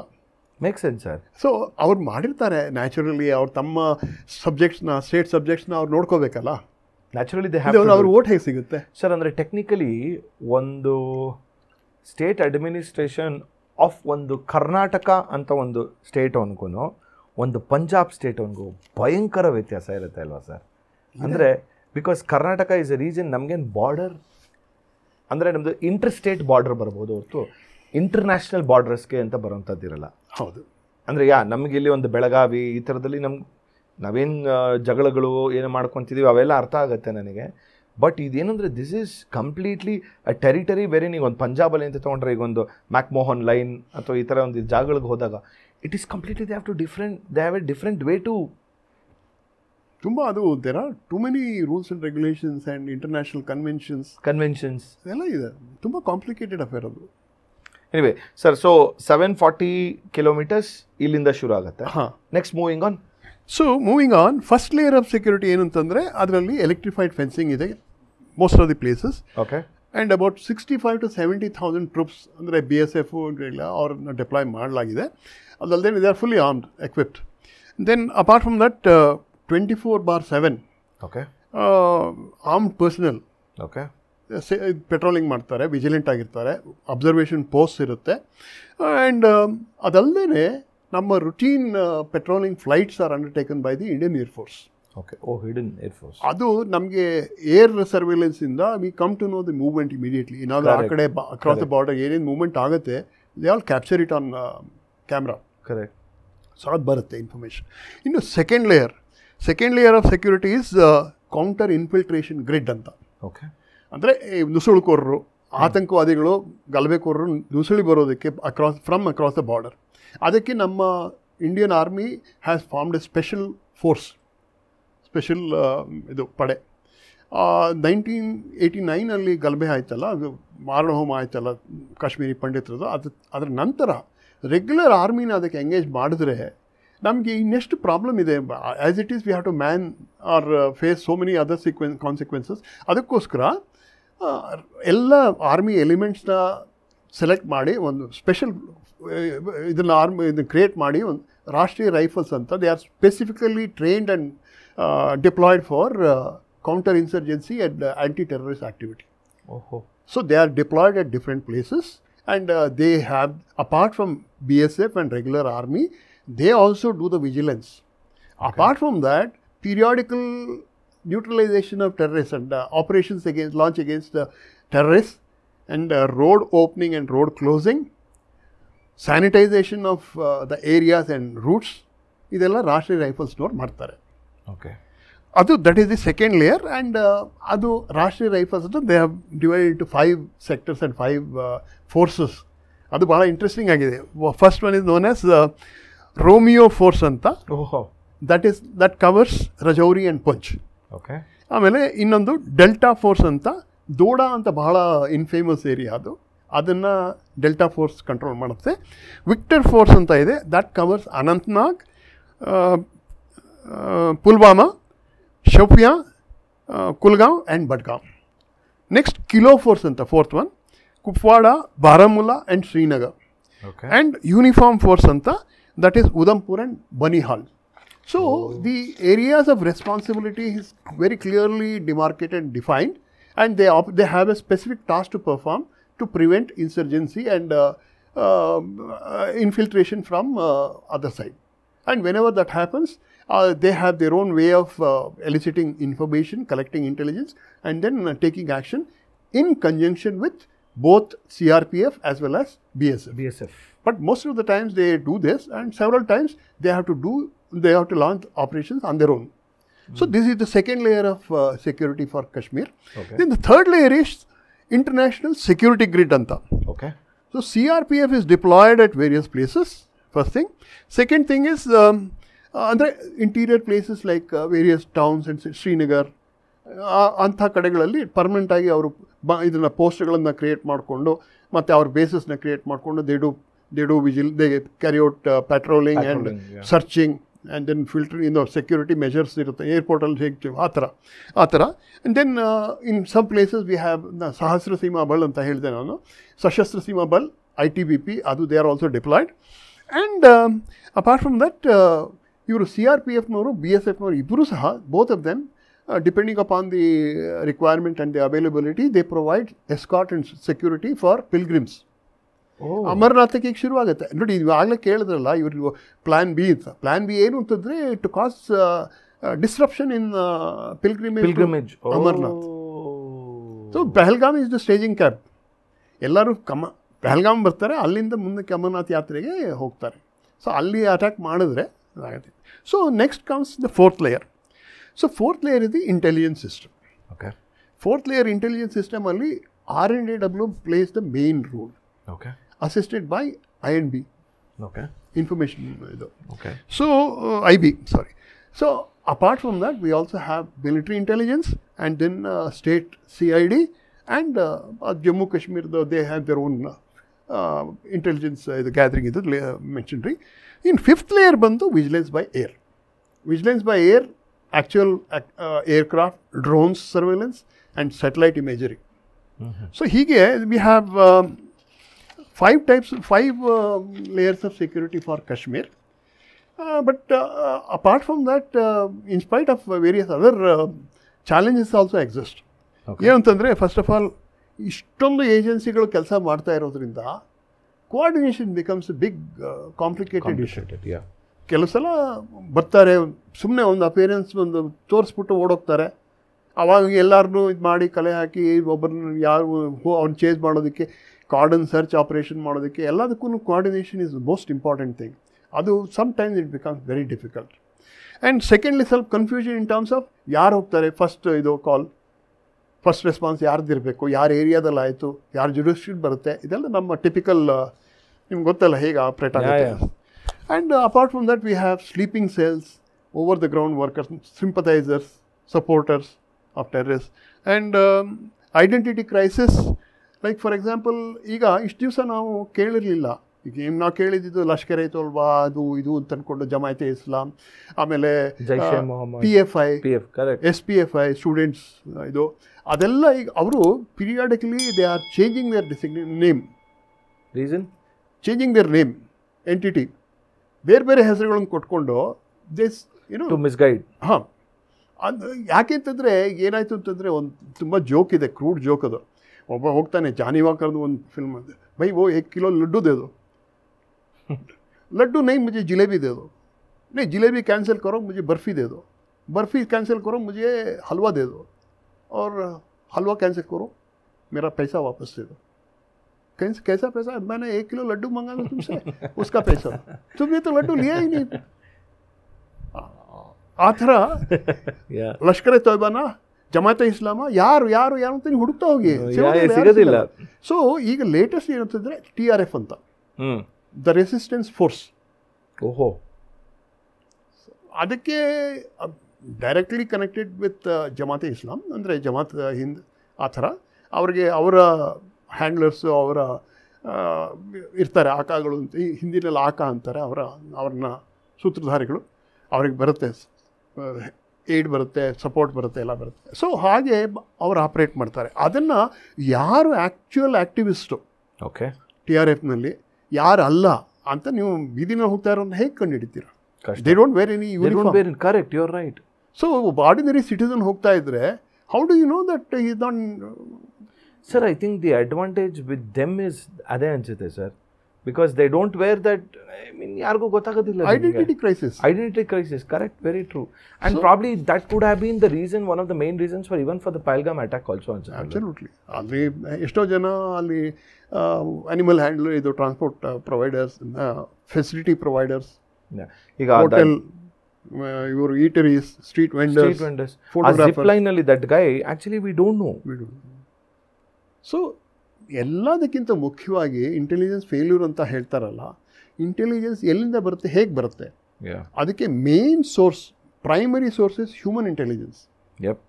ಸೊ ಹ್ಯೂಮನ್ ಎಲಿಮೆಂಟ್ ಇರಬೇಕು ಅದರಲ್ಲಿ. ಹ್ಯೂಮನ್ನಿಂದ ನಾವು ಇನ್ಫಾರ್ಮೇಷನ್ ಎಕ್ಸ್ಟ್ರಾಕ್ಟ್ ಮಾಡ್ತೀವಿ, ಅದನ್ನು ಫಿಲ್ಟರ್ ಮಾಡಿ, ಪ್ರೋಸೆಸ್ ಮಾಡಿ, ಅದನ್ನು ಅನಲೈಸ್ ಮಾಡಿ, ವಿ ಕ್ಲಾಸಿಫೈ ಇಂಟು ಇಂಟೆಲಿಜೆನ್ಸ್, ಅದನ್ನು ತೆಗಿತೀವಿ. ಸೊ ಆ human intelligence comes with belief and loyalty and trust. Absolutely. That is missing there. So how do you gather intelligence? So that is the basic question. It has not been answered so far. But the question, intelligence failure, very easy. Sir, I think most of the people, ಒಂದು intelligence failure, ರಾ failure, ಅದೇ correct, ಅದನ್ನು ಹೇಳ್ತಾರೆ. ಇನ್ನೊಂದೇನು ಹೇಳ್ತಾರೆ ಅಂತಂದರೆ, ನಮಗೀಗ ಸುಮಾರು ಜನ ಯುದ್ಧ ಬೇಡ, ನಾವು ಎಲ್ಲವನ್ನು ಸಮಾನವಾಗಿ ನೋಡಬೇಕು ಅಂತ ಕೆಲವರು, ಅಂದರೆ irrespective of taking the political party names are the political leader names ತೊಗೊಳ್ಳೋದು ಬೇಡ ಅವ್ರು ಹೇಳ್ತಾರೆ. ಬಟ್ ಅದನ್ನು ಕಂಡೆಮ್ ಮಾಡೋರು ಕೆಲವರು ಯುದ್ಧ ಬೇಕು ಅಂತ ಹೇಳ್ತಾರೆ. ಓವರಾಲ್ ಎಲ್ಲವೂ ನೋಡಿದಾಗ ಜನಕ್ಕೆ ಈಗ ನಮ್ಗೆ ಏನು ಬೇಕು ಏನು ಬೇಡ ಅನ್ನೋದೇ ಒಂದು ದೊಡ್ಡ ಕ್ವೆಶ್ಚನ್ ಮಾರ್ಕ್ ಆಗಿಬಿಟ್ಟಿದೆ. ಹೌದಪ್ಪ, ಹೌದು, ಐ ಅಗ್ರಿ ವಿತ್ ಯು. ಯಾಕೆಂತಂದರೆ ನಮ್ಮ ಡೈಲಿ ಲೈಫಲ್ಲಿ ನಾವು ಎಲೆಕ್ಷನ್ ಬಂದಾಗ, ಸ್ಟೇಟ್ ಎಲೆಕ್ಷನ್ಸ್ ಬಂದಾಗ, ನಾವು ಪಾರ್ಟಿ ನೋಡಿ ವೋಟ್ ಹಾಕಬೇಕಾ, ಕ್ಯಾಂಡಿಡೇಟ್ನ ನೋಡಿ ವೋಟ್ ಹಾಕಬೇಕಾ, ಅಥವಾ ಅವ್ರ ಪ್ರೀವಿಯಸ್ ಅವರ ರೆಕಾರ್ಡ್ ಅಥವಾ ಪರ್ಫಾರ್ಮೆನ್ಸ್ ನೋಡಿ ವೋಟ್ ಹಾಕಬೇಕಾ, ಅಥವಾ ಅವ್ರ ರೆಪ್ಯುಟೇಷನ್ ನೋಡು, ಯಾವ ಪ್ಯಾರಾಮೀಟ್ರಲ್ಲಿ ನೀವು ಗೇಜ್ ಮಾಡ್ತೀರಾ, ವೋಟ್ ಹಾಕ್ತೀರಾ? ಬಟ್ ವೋಟ್ ಹಾಕ್ತಾರೆ ಜನ. ಅವರು ಯಾರೋ ಕ್ಯಾಂಡಿಡೇಟ್ಸ್ ಗೆದ್ದು ಬರ್ತಾರೆ, ಯಾವುದೋ ಪಾರ್ಟಿ ಪಕ್ಷಕ್ಕೆ ಬರುತ್ತೆ, ಆಮೇಲೆ ಏನಾಗುತ್ತೆ, 5 ವರ್ಷ, 5 years locked. So that is the fate. Sir, but you really think if that war happens, if at all, whatever we discussed, ಇದೆಲ್ಲ ಆಯಿತು ಅಂದರೆ, will it affect the entire economy and the GDP system of our country? 100% ಹೊಡ್ತಾ ಬೀಳುತ್ತೆ, ತುಂಬ ಬಲವಾದ ಹೊಡ್ತಾ ಬೀಳುತ್ತೆ. ಇವತ್ತಿನ ದಿವಸ ನಾವು ಏನೇನು ಪ್ರೋಗ್ರೆಸ್ ಅಚೀವ್ ಮಾಡಿದ್ದೀವೋ ಎಲ್ಲದರಲ್ಲೂ ನಮಗೆ ಹಿನ್ನಡೆ ಆಗುತ್ತೆ. ಯಾಕೆಂತಂದರೆ ನಮ್ಮ ಯುದ್ಧ ನಡೆಸಬೇಕಾದ್ರೆ ನಮ್ಮ complete efforts, every effort in the country should focus towards war. ಯಾಕೆಂದರೆ it consume so much of resources and resources are not easy to find. Not just bari manpower, everything scarce. You're right. Manpower is the biggest. ಈಗಾಗಲೇ ನೋಡಿ, because of Covid 2 ವರ್ಷ 3 ವರ್ಷ ನಮಗೆ army intake ಕಡಿಮೆ ಆಗಿಬಿಟ್ಟಿದೆ. ಆಮೇಲೆ ಅದು ಚೇತರಿಸ್ಕೊಂಡು ಬರೋದಕ್ಕೆ we took a lot of time. And war, ಆಗಲೇ ನಾವು ಹೇಳಿದಾಗೆ ಮಾತಾಡಿದಾಗೆ, apart from casualties, war wounded, then collateral damage ಎಲ್ಲ ತುಂಬ ದುಷ್ಪರಿಣಾಮ ಆಗುತ್ತೆ. ಈಗ ನಮ್ಮ ಪ್ರೈವೇಟ್ ಸೆಕ್ಟರಲ್ಲಿ ಬೇಕಾದಷ್ಟು ಪ್ರೊಡಕ್ಷನ್ ನಡೀತಾ ಇದೆ. All of them you have to be diverted towards the replenishment of war effort. ಎಷ್ಟು ಎಕ್ಸ್ಪೋರ್ಟ್ ಎಲ್ಲ ನಿಂತೋಗುತ್ತೆ. Export market for that particular period of time ನಮಗೆ ಎಕ್ಸ್ಪೋರ್ಟ್ ಮಾರ್ಕೆಟಿಂದ ನಮಗೆ ಆಗ್ತಾಯಿದೆ, ಅದು ನಿಂತು ಹೋಗುತ್ತೆ. ಎಲ್ಲ ಥರದಲ್ಲೂ ಪ್ರಾಬ್ಲಮ್ ಆಗುತ್ತೆ. ಎಲ್ಲದಕ್ಕಿಂತ ಹೆಚ್ಚಾಗಿ the scar which leaves behind. It's going to be. Of course, ಜನಗಳು ಪಬ್ಲಿಕ್ ಕ್ಯಾನ್ ಫರ್ಗೆಟ್ ಎವ್ರಿಥಿಂಗ್. ನಾನು ತುಂಬ ಬೇಜಾರಾಗತ್ತೆ ಹೇಳ್ಕೊಳ್ಳೋದಕ್ಕೆ. ನಾನು ರೀಸೆಂಟಾಗಿ ರೀಸೆಂಟ್ ಅಂತಂದರೆ ಈಗಾಗಲೇ 3 ವರ್ಷ ಆಗೋಯ್ತು, ಒಂದು ಬ್ಯಾಚ್ MBA ಬ್ಯಾಚ್ಗೆ ನಾನು ಸ್ಪೆಷಲ್ ಇದಕ್ಕೆ ಇನ್ವೈಟಿ ಆಗಿ ಗೆಸ್ಟ್ ಲೆಕ್ಚರ್ಗೆ ಹೋಗಿದ್ದೆ. ನಾನು 1971 ವಾರ್ ಬಗ್ಗೆ ನಾನು ಮೆನ್ಷನ್ ಮಾಡಿದೆ. 90% ಹುಡುಗರಿಗೆ ಏನದು, ಯಾಕೆ ಇವ್ರು ಏನು ಅಂತಲೇ ಅರ್ಥ ಆಗಲಿಲ್ಲ ಅವ್ರಿಗೆ. ಸರ್, ಬಿಕಾಸ್ ನಮಗೆ 1971 ಅಂತಂದರೆ ನನಗೆ ತಲೆಯಲ್ಲಿ ಇನ್ನೂ ನನಗೆ 2000 30 years ಬ್ಯಾಕ್ ಅನ್ನೋ ಥರ ಅಂತ ಅನಿಸ್ತಿರುತ್ತೆ. ಸರ್, 2000ಇಂದ 25 ಅಂದರೆ today we are 25 years ahead. So literally 1971 it is almost close to 55-54 years back. I mean it is impossible for, like ನೀವು ಹೇಳಿದಂಗೆ MBA ಅಂದರೆ 21-year-old 22-year-old person. That's because that war did not leave that scar. That correct. Just compare it with Japan. Sir ಯಾ Hiroshima Nagasaki ಇವತ್ತು ಹುಟ್ಟಿದ ಮಗುವನ್ನು ಗೊತ್ತಿರುತ್ತೆ. ಆ ಪರಿಸ್ಥಿತಿ ಬರಬಹುದು, ಯಾಕೆಂದರೆ ಬೋತ್ ಆರ್ ನ್ಯೂಕ್ಲಿಯರ್ ಪವರ್ಸ್. ಅದು that is the biggest question. We are not here to ಜನರಿಗೆ ಮುಂದೆ ಗೊತ್ತಾಗಬೇಕು ಅನ್ನೋದು ಬೇಕಾಗಿಲ್ಲ ನಮ್ಗೆ. ಆ ಸ್ಕಾರ್ ಬೇಡ ನಮ್ಗೆ ಆ್ಯಕ್ಚುಲಿ. ಅದು it will pass on to generations. It may pass on to generations. Nobody will forget it.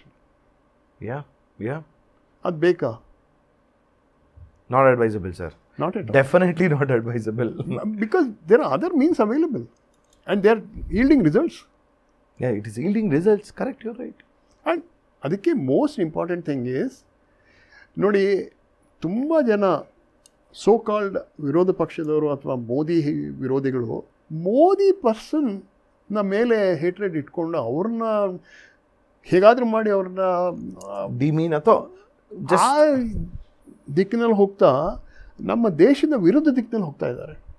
I think the same thing, to conclude, the same thing happened also. ಅಂದರೆ the way the guy shot and when she pleaded for mercy ಅಂದರೆ ನನ್ನನ್ನು ಸಾಯಿಸ್ಬಿಡು ಅಂತ ಕೇಳಿದಾಗ ಈ side ನಿನ್ನನ್ನು save ಮಾಡ್ತಿದ್ದು go and tell Modi ಜಾಕರ್ ಮೋದಿ ಕೋ ಬತಾವ್ ಅಂತಂದರೆ ಅದು coming from outside points towards the progress that country has made under the leadership of Modi. Absolutely. And within the country, because the opportunity is lost for enjoying the power and freedom. So don't you think so? This is the time everyone should get united and stand for the nation, I guess. ಅದನ್ನು ನಾವು ಆಗಲೇ ಮಾತಾಡಿದ್ವಲ್ಲ, ಅದು ಆ ಮನೋಸ್ಥಿತಿ ಬರಬೇಕಾದ್ರೆ ಈ ಜನ್ರೇಷನಲ್ಲಿ present different generations ಇರೋದು existing, ಅದರಲ್ಲಿ ಎಷ್ಟು ಮಟ್ಟಿಗೆ ಸಾಧ್ಯ ಇದೆ? ನಮ್ಮಂಥವರು old people may say yes, but does it really help? No. Ordinary ಬೀದಿಲಿ ಹೋಗ್ತಾ ಇರೋ ಸುಮ್ಮನೆ ಏನಪ್ಪ ನಿಮ್ಗೆ ಗೊತ್ತಾ ಇದರಲ್ಲಿ ಪಹಲ್ಗಾಮಲ್ಲಿ ಈ ಥರ ಆಯಿತು, ಏನಾಯಿತು sir? Nobody will know also. ನೋಡಿ ಎಷ್ಟು ಮಟ್ಟಿಗೆ ಬ್ರೈನ್ ವಾಷಿಂಗ್ ಆಗಿದೆ ಅಥವಾ ಮಿಸ್ಇನ್ಫಾರ್ಮೇಷನ್ ಅಥವಾ ಡಿಸ್ಇನ್ಫಾರ್ಮೇಷನ್ ನಡೆದಿದೆ ಅಂದರೆ, ಜಾರ್ಖಂಡದಲ್ಲಿ it's all available on YouTube. Journalist interview ಮಾಡಿದಾಗ, ಭೈ ನೀವು ಮೋದಿ ಕೋ ಜನತಾ ಪಾರ್ಟಿ ಕೋ ತುಮ್ ಕ್ಯೂ ನೀವು ವೋಟ್ ದೇತೆ? ನಾನು I am not advocating that you have to vote for Modi ಅಂತ ಹೇಳ್ತಾರೆ. ನಾನು ಯಾವುದೇ ಪಾರ್ಟಿಗೆ ವೋಟ್ ಹಾಕಿ ಅಥವಾ ಸಪೋರ್ಟ್ ಮಾಡಿ ನಾನು ಅಡ್ವೊಕೇಟ್ ಮಾಡ್ತಾ ಇಲ್ಲ. ನಾನು ಎಕ್ಸಾಂಪಲ್ ಕೊಡ್ತಾ ಇದ್ದೀನಿ. ಒಬ್ಬ ಕಾಮನ್ ಸಿಟಿಸನ್ ಅಲ್ಲಿ ಹಳ್ಳಿ ಫ್ಯಾಮಿಲಿನ ಎಲ್ಲ ಒಬ್ಬರನ್ನ ಮೀಟ್ ಮಾಡ್ತಾ ಇದ್ದ, ಇಂಟರ್ವ್ಯೂ ಮಾಡಿದಾಗ ಜರ್ನಲಿಸ್ಟು ಅವಳು ಕೇಳ್ತಾಳೆ, ಅಲ್ಲಪ್ಪ ನೀವು ಮೋದಿ ಅಂತ ಅಷ್ಟೊಂದೆಲ್ಲ ಹೇಳ್ತೀರಾ, ಆದರೆ BJPಗೆ ಯಾಕೆ ನೀವು ರಾಜ್ಯ ಸರ್ಕಾರ ನಡ್ಸೋಕ್ಕೆ ಬಿಡ್ತಾ ಇಲ್ಲ, ವೋಟ್ ಹಾಕಲಿ? ಅರೇ ಮೋದಿ ಕ್ಯಾ ಕರೇಗಾ, ಹಮಾರಾ ದಾನಾ ಪಾನಿ ಯಹಾ ಮಿಲ್ತಾ ಹೈ, ಹಮಾರಾ ಧನಿ ಹೈ. ಅಂದರೆ ನಮ್ಮ ಧಣಿ ಇಲ್ಲಿ ಕೂತಿದ್ದಾರೆ, ಅದು ಅವ್ರ ಹೆಸರು ಸೋ ಸಮಥಿಂಗ್ ಬರುತ್ತೆ, ನಾ I don't want to pronounce that name. वो साहब हमको हमारा देखता है, वेलफेयर देखता है, हमारी देखभाल करता है. मोदी तो देश के लिए करता है, उसको करने दो. हम भी बताते हैं, हम भी करते हैं सपोर्ट. देश में अच्छा काम होना चाहिए. मगर यहाँ that's way too far. One of the very educated, very good, well educated person ನನ್ನ ಜೀವನದಲ್ಲಿ ನಾನು ಮೀಟ್ ಮಾಡಿದಾಗ ಒಬ್ಬರಿಗೆ ನಾನು ಇದೇ ಥರ ಕೇಳಿದೆ. Not because I am not campaigning for Modi ಅಂತಲ್ಲ, but when you have a leader ಅಂತಂದಾಗ ನಾನು ಕೇಳಿದೆ, ಹೂಮ್ ಡಿಡ್ ಯು ವೋಟ್ ಅಂತ ಕೇಳಿ. I didn't vote for this person ಅಂತಂದರು. ಅಂದರೆ who was representing the MP who belongs to the BJP ಅಂತ ನಾನು. I said, why? No, I don't like this person. I voted for the other person. But it's okay, I want Modi to be there. But I said, simple common sense. I said, if you vote for this person belongs to this political party and he will be in power, not Modi. No, but I don't like this person. I said, you are educated, you are well read. Can't you see the whole dynamics? No, sir. ಅದು very unfortunate. ಅಂದರೆ there are very young and dynamic and capable leaders, young leaders. ಅವ್ರುಗಳಿಗೆ they don't have popularity. Sir ಇದು ಹೆಂಗೆ ಅಂದರೆ, ಈಗ ನಾನು ನನ್ನ ಸ್ಟುಡಿಯೋನ ಮಾತ್ರ ನೋಡ್ಕೊತಾ ಇದ್ದೀನಿ, ನನ್ನ ಸ್ಟುಡಿಯೋಯಿಂದ ಹೊರಗಡೆ ಹೋಗ್ತೇನೆ ಅಂದರೆ it all starts from here. ನನ್ನ ಸ್ಟುಡಿಯೋ, ರೋಡು, ಮನೆ, ಸ್ಟೇಟು, ವಾಟ್ ಎವರ್, ಅಲ್ಲಿಂದ ಹೋಗ್ತಾ ಅನ್ಕೋ ನಾನು ಬರೀ ನಂದನ್ನ ಸೇಫ್ ಮಾಡ್ಕೊಂಡಿದ್ದೀನಿ ಹೊರತು I really don't care about others ಅಂತ ಹೋಗ್ತಾ ಇರ್ಬೇಕಾರೆ ಆ ಮನೋಭಾವದಲ್ಲಿ ಹೋಯ್ತು ಅಂತಂದರೆ ಐ ಮೀನ್ ನಾಟ್ ಹಾಗೆ ಅಂಥ ಸ್ಥಿತಿನಲ್ಲಿ ಇರೋ ನಾವು ಆ್ಯಸ್ ಎ ಕಂಟ್ರಿ ಹೇಗೆ ಯುದ್ಧ ಬೇಕು ಅಂತಂದರೆ ಇನ್ನು ಹೆಂಗೆ sir? Anyway, to conclude, my final question, sir. I mean, we have spoken from quite a long time. Very long time. I loved it. And, I don't know. No. ಇದು ಎಷ್ಟು ಮಟ್ಟಿಗೆ No. It was very informative. Very. ನಾನು ಹೇಳಿದ್ನಲ್ಲ sir, ಅಂದರೆ ಎಷ್ಟೊಂದು ವಿಷಯಗಳು like ನಾನೊಂಥರ curious ಆಗಿ ಕೂತ್ಕೊಂಡು ನಾನು ಕೇಳಿಸ್ಕೊಂತ ಕೂತ್ಕೊಂಡಿದ್ದೆ ನಾನು. ಓವರಾಲ್ ಲಾಸ್ಟಾಗಿ ನಿಮ್ಮ ಒಂದು ಅನುಭವ, ನಿಮ್ಮ ಎಕ್ಸ್ಪೀರಿಯನ್ಸ್ ಮೇಲೆ ನಮ್ಮ ದೇಶದ ಭವಿಷ್ಯ ಮುಂದೆ ಹೇಗಿದೆ ಅನ್ಸುತ್ತೆ? ಉಜ್ವಲವಾಗಿದೆ. ಅದನ್ನು ಮಾತ್ರ ನಾನು ಎದೆ ಮುಟ್ಟಿ ಹೇಳಬಲ್ಲೆ, ನಮ್ಮ ದೇಶದ ಭವಿಷ್ಯ ಉಜ್ವಲವಾಗಿದೆ. ಯಾಕೆ ಅಂತಂದರೆ ನಾವು ನಮ್ಮ ಒಂದು reservation about our younger generation we may have, because our assessment or our parameters are different, our yardsticks are different, and our considerations are different, our values are different. But future, they are the future, and they are very responsible. Brilliant. And they are very judicious, and they know what their life should be and how the life should be. So they will take the country ahead. And 80-20, 80% mass idru 20% intellectuals irtare, and 20% alli those who think about broader aspects and more and very capable and more concerned with the benefits, the progress the country should make. Adu avu tagotare, they take the initiative and then they bring it forward. Generation tayar agta ide. So hagagi it is time that our country enters that golden era. ಅದಕ್ಕೆ ಮೋದಿ ಒಳ್ಳೆ foundation ಹಾಕ್ತಾ ಇದ್ದಾರೆ. ಅವ್ರಿಗೆ ಇನ್ನೊಂದು ಸ್ವಲ್ಪ ಅವರು ಇದೇ ಥರ ಅವರ ಹೆಲ್ತ್ ಚೆನ್ನಾಗಿರಬೇಕು. ಹಾಗೆಯೇ ಅವ್ರ ಜೊತೆ apart from his leadership, see we have to give him credit for that, identifying the talent and utilizing the talent, getting it best out of the team and making the team the best. ಅದು ನಾವು we have to agree. And then of course we are all, ನಾನು especially, we are past our prime. We have seen our days, so we hope for the better and we think of good and well for our generations to come. Fantastic. How's the experience coming to this show, sir? That is actually, ನಾನು ನಿಮ್ಮ ಹತ್ರ first time ನೀವು ನನ್ನನ್ನು contact ಮಾಡಿದಾಗ, ಅಯ್ಯೋ ಏನಪ್ಪ ಇದು podcast ಅಂತಾರೆ, ಟೆಲಿಕಾಸ್ಟ್ ಅಂತಾರೆ, ಯೂಟ್ಯೂಬ್ ಅಂತಾರೆ, ಏನು ಅಂತ ನನಗೊಂಥರ. ಯಾಕೆಂತಂದರೆ so for I have made several public appearances, but ಇಷ್ಟು ಇದಾಗಿ ಓಪನ್ ಆಗಿ, see, the credit should go to you that you made me speak. Thank you, sir. Thank you. Otherwise, ಸುಮ್ಮನೆ ಏನೋ ಮಾತಾಡ್ಕೊಂಡು ಹೋಗೋದ್ರಲ್ಲಿ ನಾವು ಈ ಥರ ಹರಟೆ ಹೊಡಿತಾ ಇರ್ತೀವಿ ಬೇಕಾದಷ್ಟು ಕಡೆ, 3-4 ಜನ, 2-3 ಜನ ಇದೆ ನಮ್ಮದು.